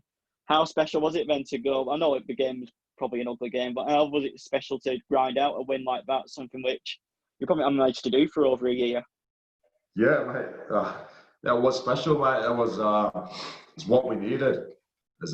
That game sort of is exactly what we needed to give us that belief that we can grind and win out. And I think, mate, on the way there, we heard all the teams are cancelling their games and this, and going, why isn't our game getting cancelled? But obviously, because if there was ever a chance that Batley would have done had a good chance of really beating us. Then obviously it would have been on like a horrible pitch with the snow, and that's why they decided to play on. So yeah, we turned up to the ground, and they were still fans were shoveling the snow off the pitch still. So, and then obviously when we went to warm up on that little side grass, all the mud was coming up to our ankles, and it was like freezing. And playing in the game, everyone like coming up to scrums, everyone was literally shaking. I couldn't feel my fingers. It was that cold, and yeah, I think we only won 6-4. I think was it? Yeah. I think it was 8-4. I think it was one try, and then all the rest were penalty kicks. I think Ricky Bailey scored one try, and that was it for the whole game. Yeah, so to come away with that win, we was sat in the changing rooms, freezing our asses off. The showers weren't even hot; it was so cold. So, but then I think. But when we thought about it, I said, that was a game that we needed, and it's good that we got the win because it showed that we have got that determination, we have got that grit in us, and I think that game sort of brought it out of us, and so it put us in good stead for the rest of the season. So then the one thing I'll never forget is Kyle Lovett's face when he was coming off the team coach. We were getting the media set up, and he looked at us and said, do we actually have to play him this? And we're like telling him, yeah, you've got to play this, Kyle. So we never seen some of them. So. So we get to so Leigh build momentum. There's a game against Sheffield where you set a record point total in the first half. I think you end up winning 70-10 or something that game against Sheffield, which showed the quality that Leigh had. And then we get to the summer bash against Toronto. Now I want your views on this. That kick went over from Ben Reynolds, didn't it? Oh man, it did. I was watching it and I was like, I've gone to like jump up and. I think if we'd won that game, which we were more than capable of winning, and we should have won, because we shot ourselves on our own foot. We shot ourselves in the foot because it was down to our mistakes that sort of got them back into the game. And even if we would have got the draw, we only needed one more point to get into that top 8. So that was for us to be winning, and then next minute we come away with a loss. That really killed it, and I think in the grand scheme of things, that sort of game sort of cost us getting into that top 8. No, I'm not saying there's other games that we lost and like that, but that was a game that was there for the taking. You know what I mean? We should have won, even if we would have got that. We got that. We had a penalty right in front of the sticks. Ben Reynolds kick. Ben Reynolds was a great kicker. He's a great goal kicker, and you would expect him to get that kick, but he still did. But it was just because from different angles there, but it happened, and it's what it was. So we get towards the end of the regular rounds, and I can't remember. I think it's Rochdale or somebody off the top of my head who you play at LSV for the last home game. And I'm guessing you heard the news. I think London won that day or something. I think they scored at the last minute against Halifax to get into the top 4.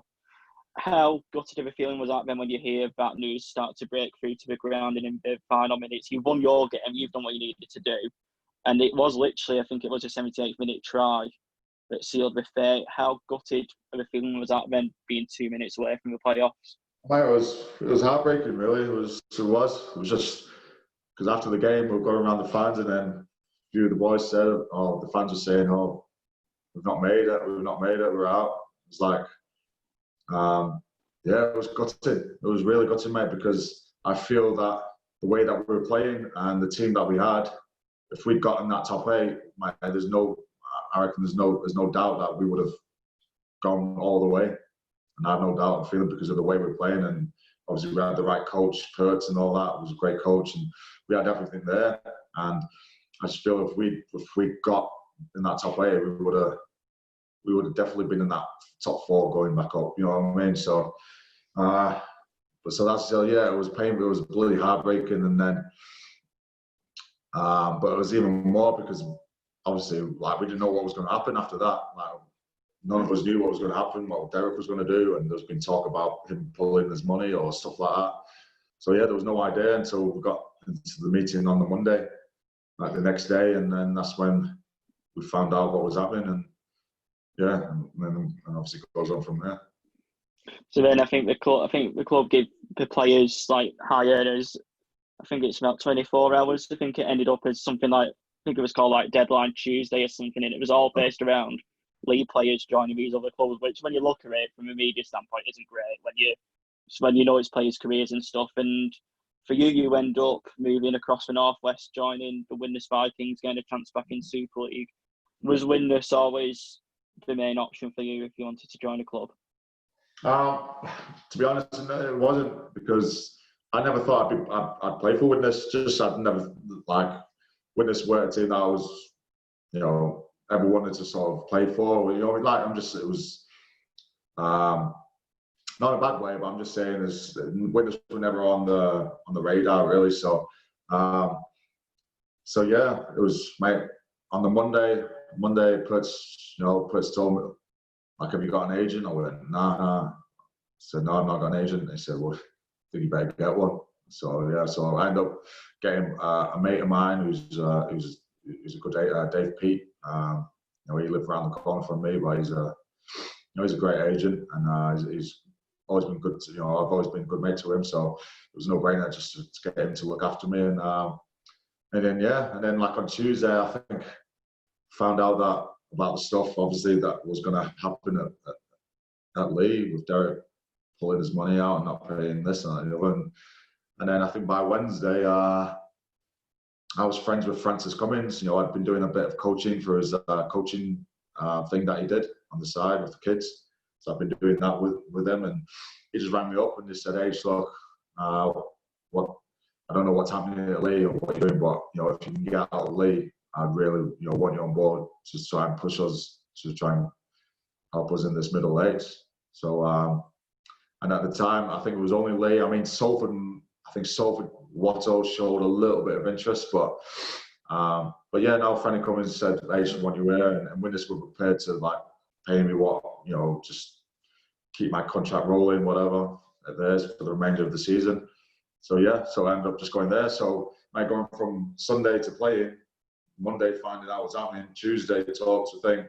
I'm signing Widnes on Thursday, and then on Friday I'm doing captain's run at Widnes. It's just surreal, mate. I've never that's never happened to me, and head was all over the place as well. Can't believe space of 5 days I'm going from being with all my mates at Leigh and having that same thing to meeting new mates on a Friday and then playing Cass on a Saturday. So it was strange. It was very strange, and obviously I adapted soon after that and got used to it. But obviously what happened at Widnes happened, and that was it. So it was more of a case. But as I said, I never wanted to leave Leigh. You know what I mean? It was some of my best rugby that I played at Leigh, and I was enjoying it. I was really enjoying it, and to leave Leigh like I did, and how I did, and it just didn't sit well with me really. I was disappointed. I was disappointed the way things left, and the way that sort of just got shafted out really. But Derek did what he needed to do to sort of get Leigh back on board with things that he did, and look, he did what he did, and I always thought that I'd go back to Leigh, at the end, but just never turned out that way. So then, like we said, it's out of the frying pan into the fire, so to speak. Widnes it not in good form whatsoever when you join there, and they do end up getting relegated from Super League. So again, it's a second successive one for you. So you're not again, futures is uncertain. What do you think So going from an outside from Leigh into a team like Widnes and seeing the struggles, what do you think it was in that year in 2018 that just wasn't clicking at all for the Vikings that year? Well, mate, yeah, I didn't realise that they'd been 12, 13 games lost on a losing streak. I didn't know that. So even when I joined Widnes, I didn't know until, and then we get introduced to the coaching setup and stuff. Hold on, man. Sure, that's it. And then we get. I see how Franny and that coaching staff and the stuff that they were coaching, and then they had everything there to excel. I couldn't see why they were losing so many games, but as I said to you, I've been through it before. It's like you can become losing all the time. It's like it's a bad habit, isn't it? It just becomes a norm. So when you're losing, it just becomes normality, really. I think that's what they were stuck in. No matter what they tried to change or tried to fix up, it was the norm to lose. And when they did lose, it was like, oh, we've lost again. Like, no surprise there. So that was a real eye opener, because going from a good, great environment at Leigh, and Pertz being the great coach that he was, and like how it was there, to just suddenly just change into an environment where it's a losing environment. And the boys were all great, the players that were there, the Widnes boys, credit to them that no matter how much they were on a losing streak, they still stuck together, and I think that's a great bond that the Widnes boys had. They always stuck together no matter what, and I think it was just through other stuff, I don't know, whatever, just losing, and we got relegated, and then obviously what happened from there went on. So when this do get relegated, we don't even make the £1 million game. It's just straight into the Championship. And Kieran Purtill, old coach from Leigh, obviously the situation at Leigh got bad. I mean, don't know if you heard about Dewsbury. They couldn't even field any substitutes. I don't know if any of the players told you about that day. I mean, that must have been hard to hear from your old teammates, to find out that they've not even got any subs for one game and get battered at Dewsbury. Yeah, it was hard to listen. It was hard to see, mate, and especially I've got a great relationship with Pertz, and we speak often on our messages and stuff, and I really get on with him, and I like him as a person as well, not just as a coach, but I used to fill him in when we lose, and stuff that was we need to fix, and he used to tell me, Paige, you ain't heard nothing about this. We're turning up with 12 men and stuff. So we're just back and forth. And then I think when it comes to the time where I think Widnes were looking for sort of a new coach, I knew that Kieran wasn't happy at Leigh. And he was there for the taking. And I knew how good a coach that he was. I was going to the people at Widnes, mate, you've got to get Kieran on board. You have to get Kieran on board. He will change his team around, whatever. You have to get him on board. And credit to them, they came in and they got him on board, which was great for Widnes, and it was great for the club. So we're getting to the pre-season with Widnes. Kieran Purtill, Anthony Gelling, your old teammate from Wigan, stays at Widnes. There was many talks of him going to Super League, but he decides to stay and see the season out at Widnes. And then it was like the team were doing well, but then disaster happened, and the club's put into administration. What was that like, going into admin? It was horrible times, right? That's the first time in my career that happened to me, and just up in the air, not knowing what's happening and who's going to come in, who's going to go, who's going to lose the contract, who's going to do this, and we didn't know, we couldn't even train. There's boys, you're not insured. There's no insurance there, so we can't train. And it was like, fucking hell, oh, sorry, man, we can't train. And we were all up in the air, and we're like, what do we do? So we just got to sit and wait and just see what happens. So, come to a point where we're all sat around in a circle, and the administrators come in, and then next thing, Pertz is picking 3 or 4 players, to come with me. They walk out, and next minute they come out and say, "Oh, boys, we're done." So it was just surreal. It wasn't a nice time at the time. And sad to see players that you'd sort of build a bit of a bond with, just to get scrapped and get let go. And it's never nice and never enjoyable, that. But fortunately, they kept the rest of us on, and things worked out. And then we just went. All we could do is just carry on. And the credit to Widnes and the fans and the people at Widnes just came in to help the club, and the amount of support that the club got, and it was great, mate. And it was great to see that Widnes town itself just really rally behind the club and get the club out of the mess. I mean, obviously, Widnes used to be a really successful team, and it was in Super League for a long time. Were you at any point surprised at how passionate the fans were about saving the club and raising the money that we did. Was there any part of that surprised you at all? Yeah, because I'd never been around Widnes, so you know what I mean. I'd never been had any involvement, so wasn't taking too much note of the Widnes. But until I got to Widnes and realised how much of a sort of the bubble that Widnes Rugby League and it's massive and it's huge to the fans and what it means to the fans. That's when I realised. I said, "We've got something here. You know, Widnes fans are great and they're passionate and this that and the other, and they deserve to have success. Obviously, they've not had it for a long time, and yeah, but they my credit to them. They all came around and they all rallied behind us, and it was really good from a player's point of view having that support, because it really, when I first came back, the support was there. It was just like, we're not losing this game.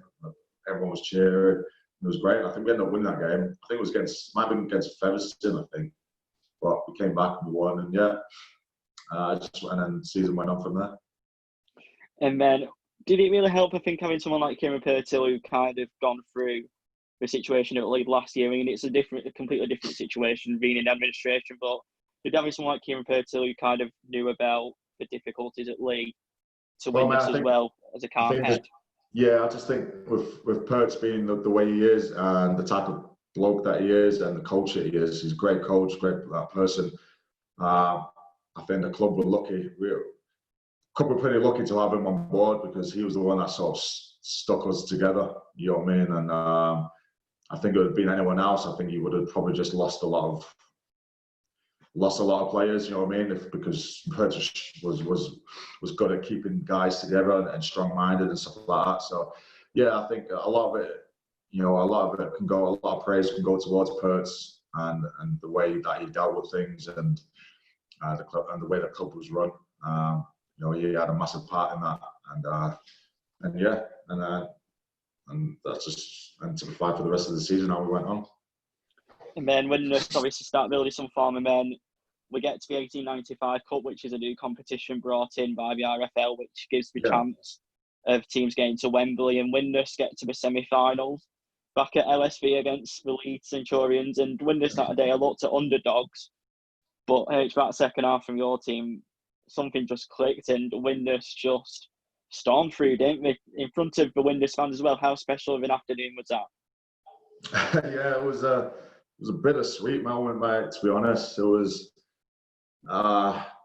obviously as much as affiliation I've got with Leigh,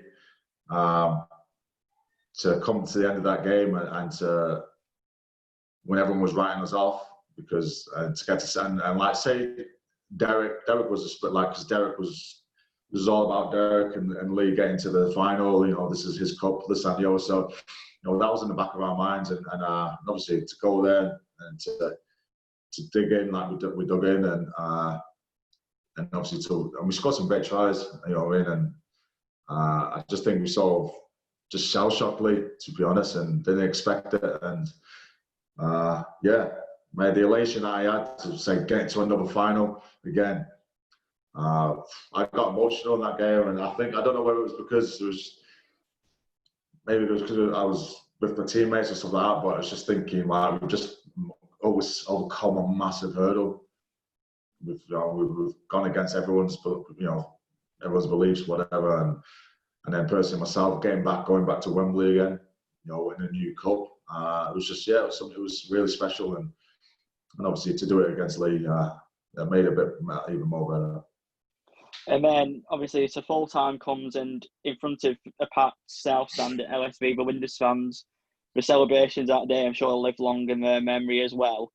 After what happened early in February with the administration, how proud of a moment was that the boys in Kieran Purtill managed to stick around and get the cup final for them fans as well? Yeah, mate, that was what it was. I think from where the club had been on the, you know, right at the bottom, you know, hanging on by a thread, and then next minute we're getting to Wembley. I think that was just a huge achievement, and it was just showed how much of a sort of team that we were, and how much we stuck together as a team, and how much the fans stuck with us and supported us. And to see that amount of Widnes fans at the Leigh Stadium, they packed that side out, and it's very rarely packed out, is it? So, just to have all that, and the occasion and everything, it was mind blowing, really. And I think we spoke about this when you came back to LSV during the league game, Leigh against Widnes, but it was a long day, wasn't it? The Wembley one. It's not just like you turn up for the final, play your game and go back. You're there early on in the day, aren't you? Like with the Challenge Cup final being played and everything. Oh mate, it was pretty ridiculous, to be honest, mate. The way it was run, it's just like preparation, preparing. You're preparing yourself for a final. Okay, it's not the Challenge Cup final, but it's still a final. You need good preparation, and we've got there at the stadium and got to the changing rooms, and we're like, where can we go to watch the game that was still being played? And it's like, no one told us, so there's no one walking us around. Well, you can come up and just sit here, and then you can go back down. It's like we were having to walk upstairs ourselves, try and walk into going up the elevators, didn't know where to go, and then we walked into the concourse bit. And then we got told by one of the staff, "Oh no, you can't come through. You can't come sit down here.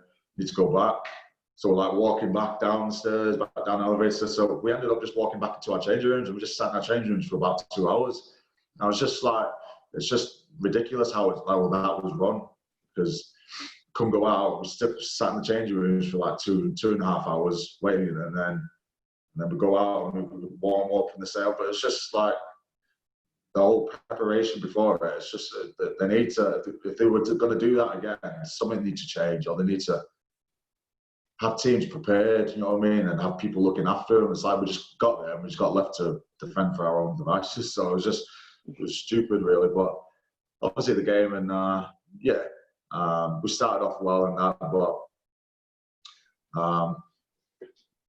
obviously Sheffield came and brought their A game, and it sort of really shocked us, and went from there. What was that feeling like? Well, I mean, first of all, I've got to ask you as well, would you prefer to have played that final before the Challenge Cup final? Because I think they said we're going to do that in future. Is that something that you wish you could have done last year?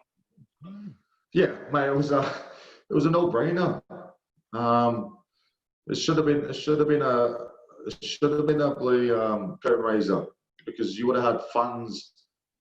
You had all the Widnes fans and the Sheffield fans there, and then you would have the Saints and Warrington fans slowly filling up. They would have want to watch our game, so you would have had an even more full stadium. And then obviously, if you're Widnes fans, they can stay on and watch that game. So it was that was the most.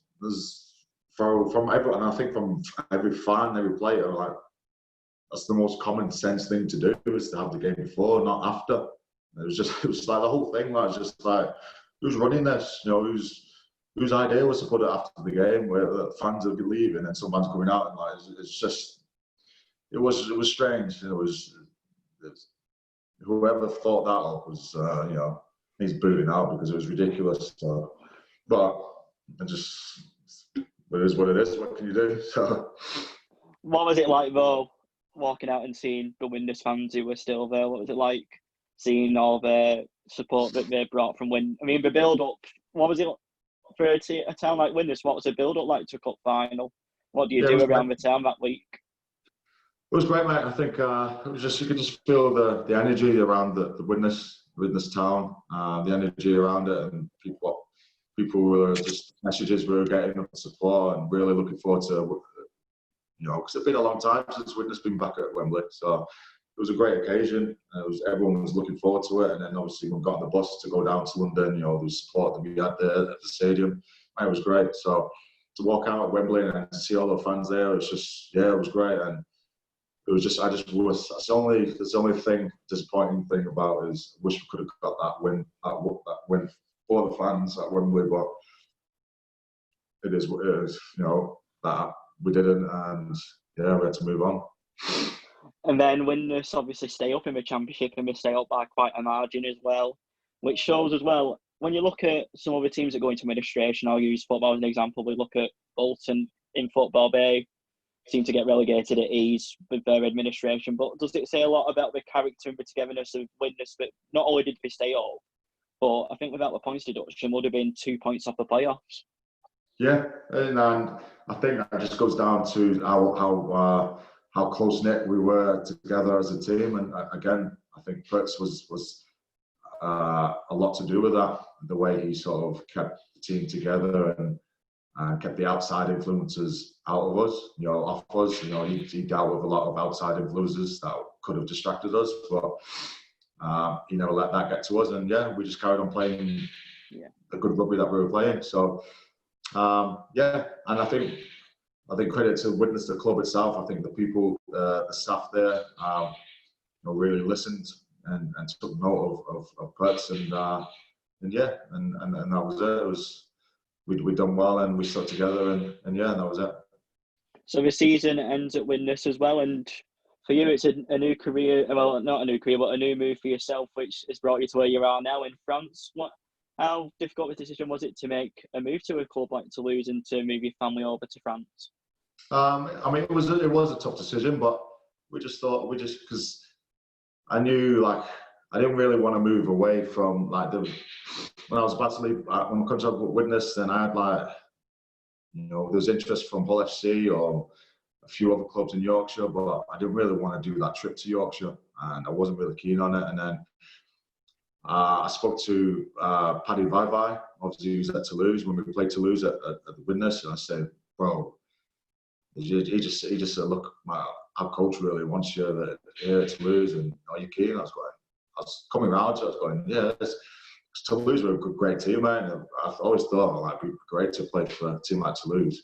And and then obviously as things down the line, it took a while, but Toulouse got in touch, and my agent and this, that, and the other, and I chatted with Cedric Garcia, the CEO, and Sylvain, coach, and they really, what they told me and what they filled me in and what they wanted to solve, why they wanted me to come to the club and stuff like that, and what I'd bring and all this, it just really got interested, and then spoke with my wife and kids, and we said, let's do it. So,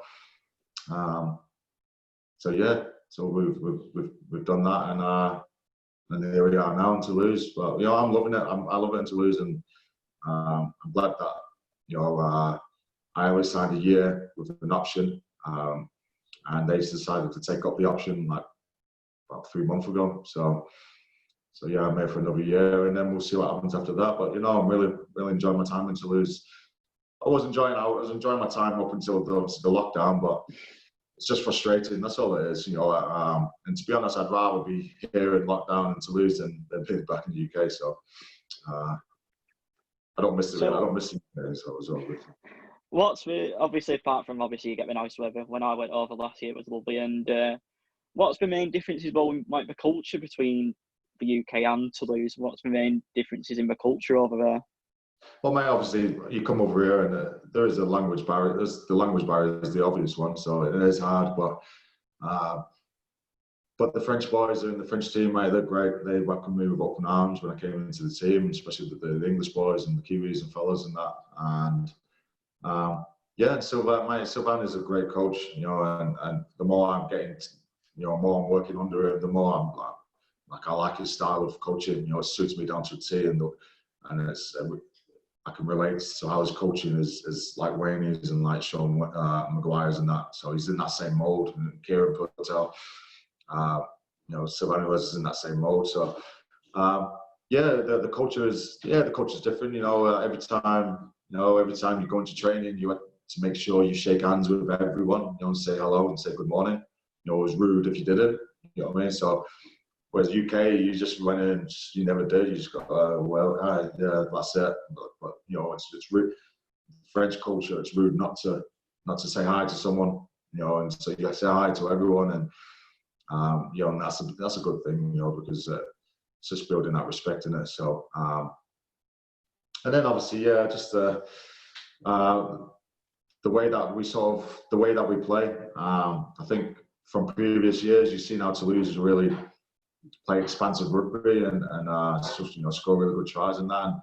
And what I've come to learn is obviously it's down to Sylvain and the way he coaches. He sort of lets us play what we see, and we've got enough talent in the team mixed with experience and young players. But there's a lot of talent, especially of the French leagues, that just let you play. And it doesn't matter what point you're on the field, you play, and that's why some of the tries up until obviously this lockdown, we scored some great tries, just expansive rugby, throwing the ball about, and that's what Toulouse is all about, really. And it's great. It's exciting to sort of be a part of it and play that style of rugby. And what's it like to play alongside players such as Mark Corella and Jonathan Ford, people who have had a lot of Super League interest before but have stayed loyal to Toulouse? What's it like to play alongside them kind of players?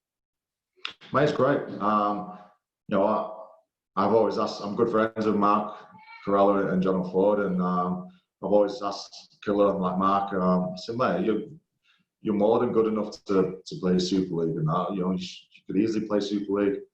And he's just like, yeah, but I enjoy lifestyle over here, you know what I mean? And it's just, I've always enjoyed. He's been here like 7 years, so he's seen it all. So he's come through, and he just likes the lifestyle over here and stuff, and it suits him, and that's fair enough. But yeah, they're great players, man. It's into some like Killer. He's a great fullback, and you see him in games, he scores some awesome tries and stuff. And Jonathan Ford's been around as well, and he's a great ball player too. So. In our team, we've got some great individual talent players, and and obviously they brought some experience in, like myself and Lloyd White, Frankie Winterstein. We brought the experience in that. So now we did have a good mix. We had a good mix of talent, experience, and that. And I think it's probably what they lacked to lose in the past is that experience side to it. So yeah, they sort of found those areas and they brought those players in, and we were really enjoying it, and we were really enjoying playing up until this lockdown. So mate, we're itching. We keep getting we have meetings and stuff, and just filling us in what's happening, and whether our season continues is up in the air, and it's up to the RFL. But then it's the logistics side for us as the French team to. If it does resume, then we can't play our game in France, so we'd have to move to the UK for 8 or 9 weeks, and how would that affect your family and stuff like that? So that's what things we've got to think about, and it's it's just up in the air at the minute. So obviously Toulouse joint top of table, 5 wins from 5 before the lockdown started. If there was a case for the sport coming back and Toulouse could play reasonably and viably, would you still want promotion involved? Is there a point of playing the championship if there's no promotion involved? Yeah, mate. The only way we want to play, there'd be literally, if there was no promotion and they wanted to resume the game, there'd be literally no point in playing, and it wouldn't be fair for us, especially being the French people, like just being us over here and our families are all here and stuff like that, and for us to be going over to the UK and playing there for 5, 6, 7 weeks for nothing. There's just no point. So yeah, I don't. If they bought it in and there was no promotion, then I don't think we as a team we won't play, and we'd probably have to call the season off. That's personally the first. But I think it's a lot of. But I think a lot of other teams will do that as well. But I think if they do and they bring back promotion, and I think we've been hearing ramblings that there would be if they. Because it'll be competitive enough, because there's been proposals, but again, it's playing behind closed doors, and if the UK doesn't allow fans, the government doesn't allow fans to the games, then that's like 80% of the championship teams can't afford to play on, because that's how they get their money through the receipts for the game. So it's just it's on and ahhing, but at this stage, mate, we're also training. We're still training in groups on our own or whatever, and then until the RFL give us a yes or no answer, then we'll go from there. I've got to ask as well. I mean, Tony Smith came up maybe with an idea of a 14-team Super League and have licensing for 2 years, get the sport kind of back on its feet, and then start with the promotion and relegation again. I look in the championship and I probably see 2, maybe 3 teams who could viably get promoted, which is Toulouse, Leigh, and London. Would you agree with that aspect if it was to go to franchising? It'd be between them 3 teams. Yeah, I think so, mate. I mean, could you chuck Widnes in there maybe, but I think definitely those 3 teams. I think Toulouse, we have everything. We have everything, and they've got everything ready for Super League. You know what I mean?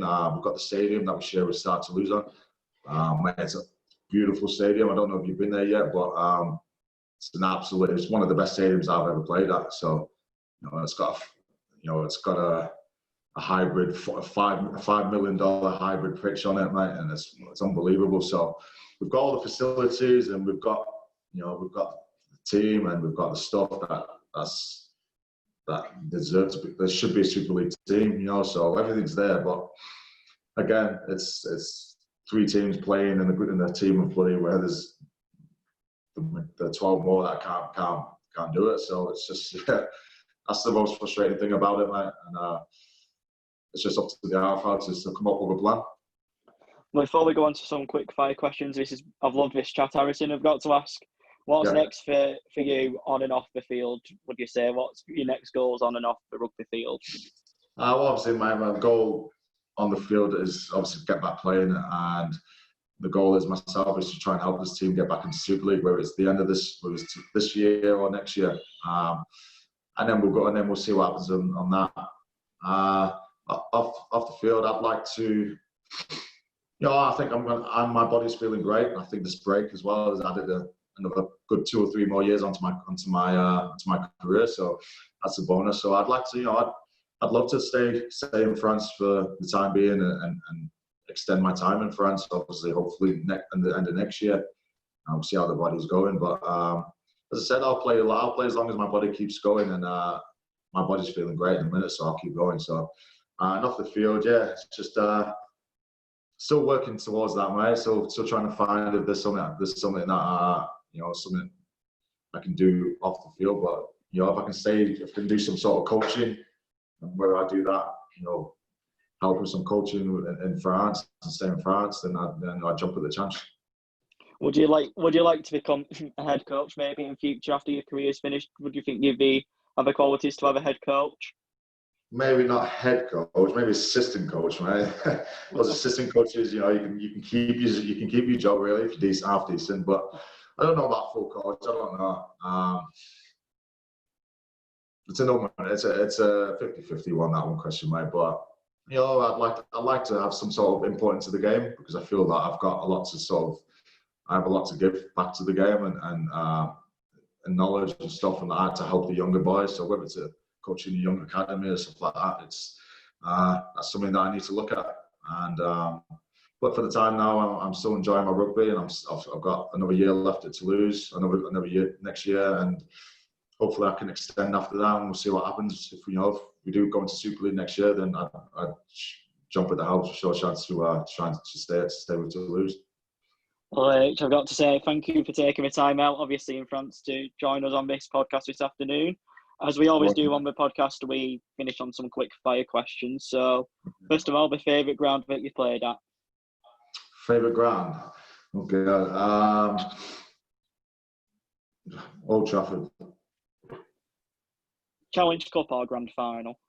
Grand Final. Lobby or pie? Lobby. Correct answer there. England or France? France. Summer or winter? Summer. And try to get Toulouse promoted or try to win the World Cup for Samoa? Get Toulouse promoted, mate. Well, Harrison, I've got to say thank you once again for taking the time out. Before we go, I've got to ask, who's your favourite podcast presenter? Not dropping anything here. Obviously, yours truly, mate. Yours truly. Well, Harrison, from all of us here, good luck for the rest of the season if it does go ahead with Toulouse, and good luck with your time out in France. Okay, so Harrison Hansen has been the latest guest on the Taylor Talks podcast. Thank you very much. Cheers, mate. Thanks, guys. Peace. Later, mate.